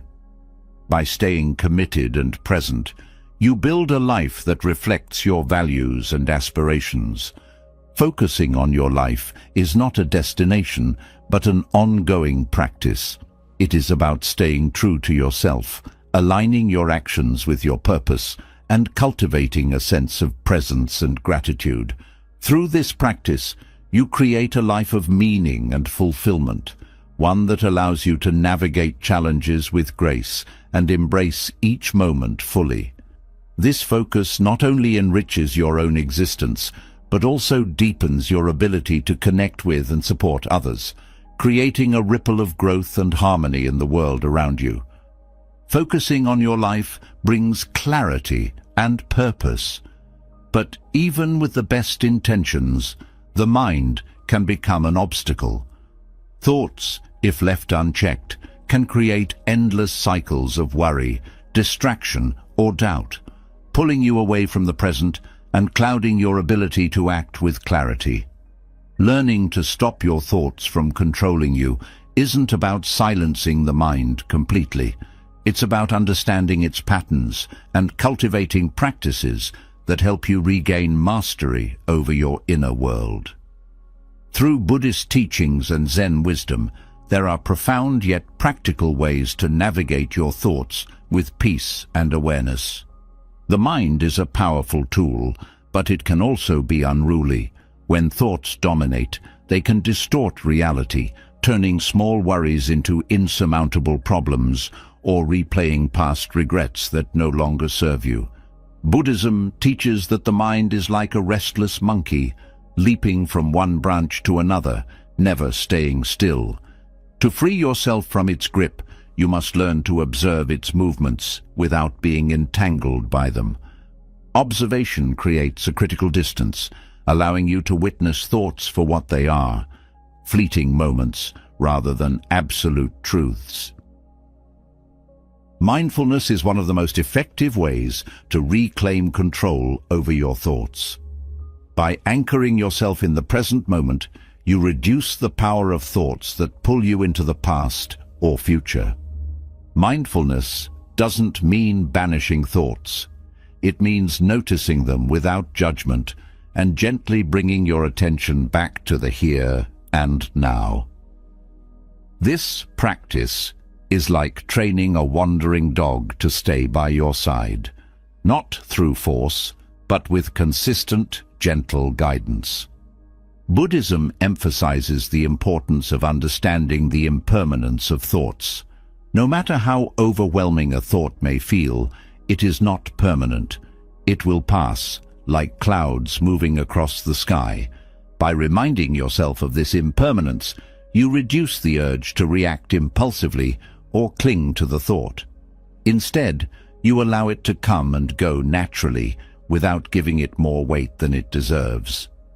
Breathing techniques are a simple yet transformative tool for managing intrusive thoughts. The breath is always with you, providing a steady rhythm to anchor your attention. By focusing on the sensation of each inhale and exhale, you redirect your mind away from the whirlwind of thoughts. This practice creates a calming effect, helping you regain control and clarity. Zen teachings often use stories to illustrate profound truths. One such story tells of a monk who carried a heavy sack everywhere he went. When asked why he didn't put it down, he replied, "It is my burden to bear." This reflects how we often carry the weight of unnecessary thoughts, believing they are ours to hold. The truth is, you can set them down. Recognizing what thoughts are worth carrying and which ones are better released is a key step in freeing yourself from mental control. Self-compassion plays a vital role in this journey. The mind can be harsh, replaying mistakes or criticizing actions. By treating yourself with kindness and understanding, you soften this internal dialogue. Self-compassion reminds you that everyone struggles with their thoughts, and that progress, not perfection, is the goal. This shift creates space for growth and healing. Redirecting your focus is another powerful technique. When a thought becomes intrusive, shifting your attention to a constructive activity or sensory experience can break its hold. Whether it's walking in nature, engaging in a creative pursuit, or simply feeling the ground beneath your feet, redirecting focus helps to ground you in the present and disrupt the cycle of overthinking. Acceptance is at the heart of Buddhist wisdom. Resisting thoughts often strengthens their grip, creating a tug-of-war that leaves you feeling drained. Acceptance means acknowledging the thought without judgment or resistance. This doesn't mean agreeing with it. It means allowing it to exist without letting it define you. Through acceptance, you disarm the thought's power and create room for peace. Cultivating gratitude shifts your mental focus from negativity to abundance. When thoughts spiral into worry or self-doubt, pausing to reflect on what you're grateful for can change the narrative. Gratitude not only uplifts your mood, but also reminds you of the bigger picture, reducing the intensity of unhelpful thoughts. Buddhism also teaches the value of detachment. Thoughts often control us because we identify with them too closely, believing they define who we are. Detachment involves seeing thoughts as separate from yourself, as passing mental events rather than fixed parts of your identity. This perspective creates freedom, allowing you to choose which thoughts to engage with and which to let pass. Physical movement can also help quiet the mind. Activities like yoga, tai chi, or even a simple walk encourage a connection between body and mind, redirecting mental energy into physical flow. Movement integrates mindfulness into action, grounding you in the present and easing the grip of intrusive thoughts. Zen emphasizes the importance of simplicity. A cluttered mind often reflects a cluttered life. Simplifying your environment, schedule, or commitments can create mental space, reducing the overwhelm that fuels racing thoughts. Simplicity brings focus, clarity, and a sense of ease that allows you to approach life with greater presence. Meditation is perhaps the most well-known Buddhist practice for managing thoughts. Through regular meditation, you train your mind to sit with thoughts without reacting to them. Meditation strengthens your ability to observe, accept, and release, creating a foundation of calm that carries into daily life.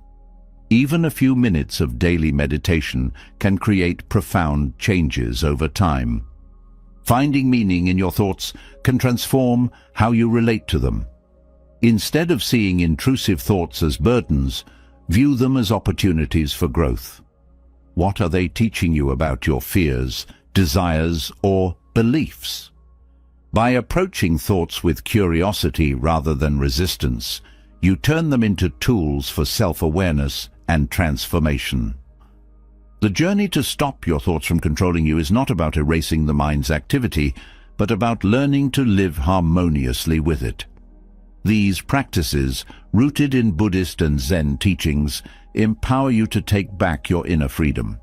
As you cultivate these habits, you'll find that thoughts no longer dictate your actions or emotions, but instead become gentle companions on your path to peace and clarity. Through mindfulness, compassion, and intention, you reclaim the space to live fully, deeply, and freely. Gaining mastery over your thoughts frees your mind and allows you to engage fully with the present. Yet there is another level of transformation waiting to be unlocked: the ability to reprogram your mind to cultivate endless energy. This energy isn't just about physical stamina, but includes mental clarity, emotional resilience, and a vibrant sense of purpose. Buddhist wisdom offers profound practices and insights to help you tap into this inexhaustible energy, creating a life filled with vitality, intention, and balance. Energy begins with the mind. Thoughts, beliefs, and habits can either drain or replenish your energy levels. When your mind is cluttered with worry, doubt, or negativity, it weighs you down, sapping your strength and motivation. Reprogramming your mind means shifting these mental patterns to align with positivity, clarity, and purpose. This transformation starts with awareness, recognizing the habits and thought cycles that drain you, and consciously choosing to cultivate those that uplift and energize. Buddhism teaches that energy flows where attention goes. When your mind is scattered, focusing on too many things at once, your energy is dispersed, leaving you feeling depleted. Bringing your focus back to the present moment consolidates your mental resources, allowing you to engage fully with what's in front of you. This presence enhances efficiency and reduces the mental fatigue that comes from overthinking or multitasking. Gratitude is a powerful tool for generating energy. By focusing on what you're thankful for, you shift your perspective from lack to abundance. Gratitude uplifts your spirit and creates a sense of joy and fulfillment, fueling your mental and emotional reserves. This practice doesn't just lift your mood, it energizes your entire being by replacing draining thoughts with ones that inspire and motivate. Mindful breathing is another cornerstone of reprogramming your mind for energy. The breath is a direct link between your body and mind, and learning to control it can profoundly influence your energy levels. Deep, intentional breathing calms the mind, reduces stress, and oxygenates the body, creating a surge of vitality. Buddhist practices often emphasize the power of the breath to center yourself and harness the energy you need to meet life's demands. Letting go of attachments is essential for reclaiming your energy. Clinging to fears, grudges, or outdated beliefs creates mental tension, consuming your reserves. By practicing detachment, you free up this trapped energy, allowing it to flow into areas that nourish and inspire you. This release creates a sense of lightness and clarity, making it easier to approach life with enthusiasm and purpose. Meditation is a transformative practice for cultivating energy. Through meditation, you train your mind to focus, release distractions, and access a state of inner stillness. This stillness replenishes your mental and emotional reserves, providing a wellspring of energy that carries into every aspect of your life. Regular meditation also strengthens your resilience, allowing you to face challenges without being drained by stress or anxiety. Buddhism teaches the importance of aligning with your purpose as a source of energy. When your actions and goals are connected to what truly matters to you, they become a wellspring of motivation and vitality. Reflecting on your values and intentions helps you prioritize what energizes you and let go of what doesn't.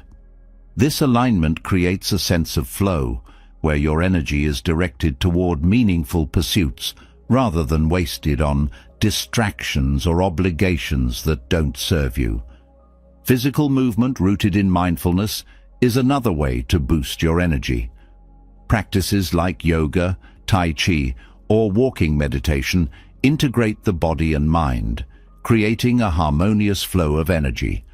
Movement helps to release physical tension, clear mental clutter, and rejuvenate your spirit. Engaging in mindful physical activity is not about exertion, but about creating balance and vitality. Buddhism also emphasizes the role of simplicity in cultivating energy. A cluttered mind or environment drains your resources as you constantly navigate unnecessary distractions. Simplifying your surroundings, commitments, or thought patterns creates space for energy to flow freely. This simplicity doesn't mean doing less. It means focusing on what truly matters, creating a sense of clarity and intention that energizes you. Detoxing your mind from negativity is a key step in reprogramming it for energy. Negative thoughts, whether about yourself, others, or circumstances, act as mental drains, pulling your focus away from what uplifts and inspires you. Practicing mindfulness allows you to recognize these thoughts and replace them with constructive, empowering ones. This shift transforms your mental landscape, creating a fertile ground for energy and positivity. Connecting with nature is another way to access boundless energy. The natural world is a source of renewal and inspiration, providing a sense of grounding and vitality. Spending time in nature, whether through a walk, sitting under a tree, or simply observing the beauty around you, recharges your mind and body. This connection reminds you of the simplicity and abundance of life, creating a deep well of energy to draw from. Mindful eating is a practical way to align your physical and mental energy. Consuming food with awareness, savoring each bite, and choosing nourishing options helps to fuel your body and mind. This practice is not about restriction, but about honoring the energy and life force within what you consume. It transforms eating into a meditative act, enhancing your connection to the present moment and replenishing your reserves. Reprogramming your mind for energy also involves cultivating joy. Joy is a powerful source of vitality, uplifting your spirit and energizing your actions. Engaging in activities that bring you joy, whether through creative expression, connection with loved ones, or pursuing passions, revitalizes your mind and body. Buddhism teaches that joy is not found in grand achievements, but in the simple present moments that fill your life with meaning. Patience is essential in this process. Reprogramming your mind and cultivating inexhaustible energy is not a one-time act, but an ongoing practice. Each small step, whether through mindfulness, gratitude, or self-care, contributes to a larger transformation. Buddhism reminds us to approach this journey with kindness and persistence, trusting that each effort brings us closer to a life filled with vitality, clarity, and balance. By integrating these practices into your daily life, you create a foundation of energy that sustains and empowers you. This energy is not fleeting or dependent on external circumstances. It comes from within, cultivated through intention and mindfulness. With Buddhist wisdom as your guide, you unlock the potential for endless vitality, creating a life that is not only energized, but deeply fulfilling and aligned with your truest self. Reprogramming your mind to cultivate energy reveals the immense power you hold to transform your life. But energy, clarity, and purpose are sustained most profoundly when they are rooted in self-love. Without a deep sense of love for yourself, even the most vibrant energy can waver, and the most focused mind can lose direction. Buddhism and Zen teach that self-love is not a fleeting emotion, but a practice, a way of living with compassion, acceptance, and reverence for your own being. These teachings offer timeless guidance on how to nurture this love and unlock the strength and peace it brings. Loving oneself begins with self-awareness. To truly love yourself, you must know yourself, not the version shaped by external expectations or fleeting emotions, but the core of who you are. Self-awareness is cultivated by turning inward, observing your thoughts, feelings, and desires without judgment. It's about acknowledging your strengths and accepting your imperfections with kindness. This practice creates a foundation for self-love, as it allows you to embrace your authentic self rather than chasing an idealized version. Compassion is at the heart of Buddhist teachings on self-love.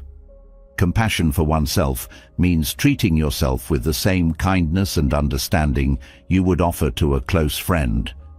It involves recognizing that struggles, mistakes, and imperfections are part of the human experience, not personal failings. By practicing self-compassion, you create a safe space within yourself, a place where you can heal, grow, and thrive without fear of judgment or rejection. Letting go of self-criticism is another essential aspect of self-love. The inner voice that critiques and doubts can be one of the biggest obstacles to loving yourself.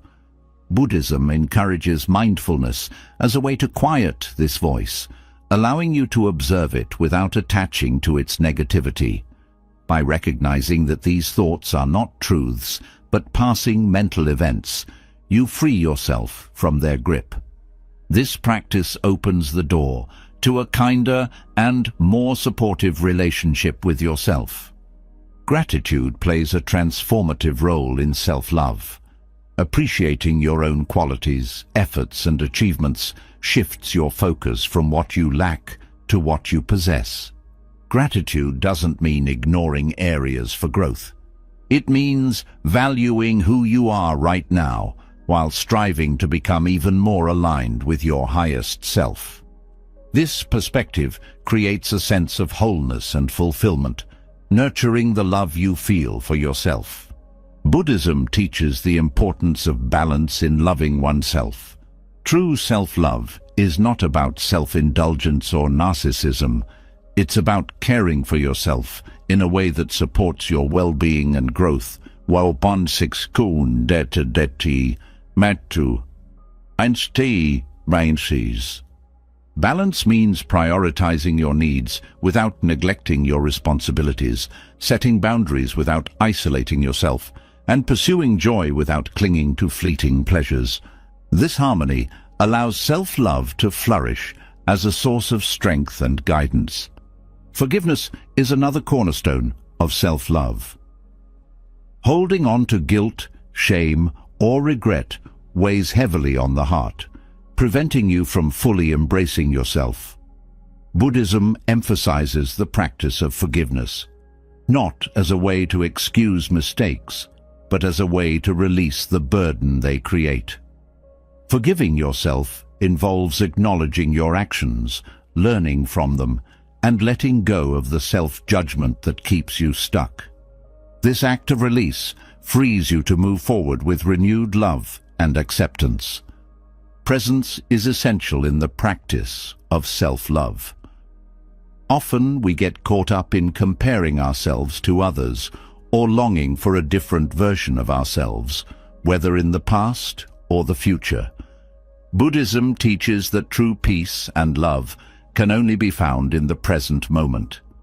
By grounding yourself in the now, you connect with the reality of who you are and the life you are living, creating space for genuine self-appreciation.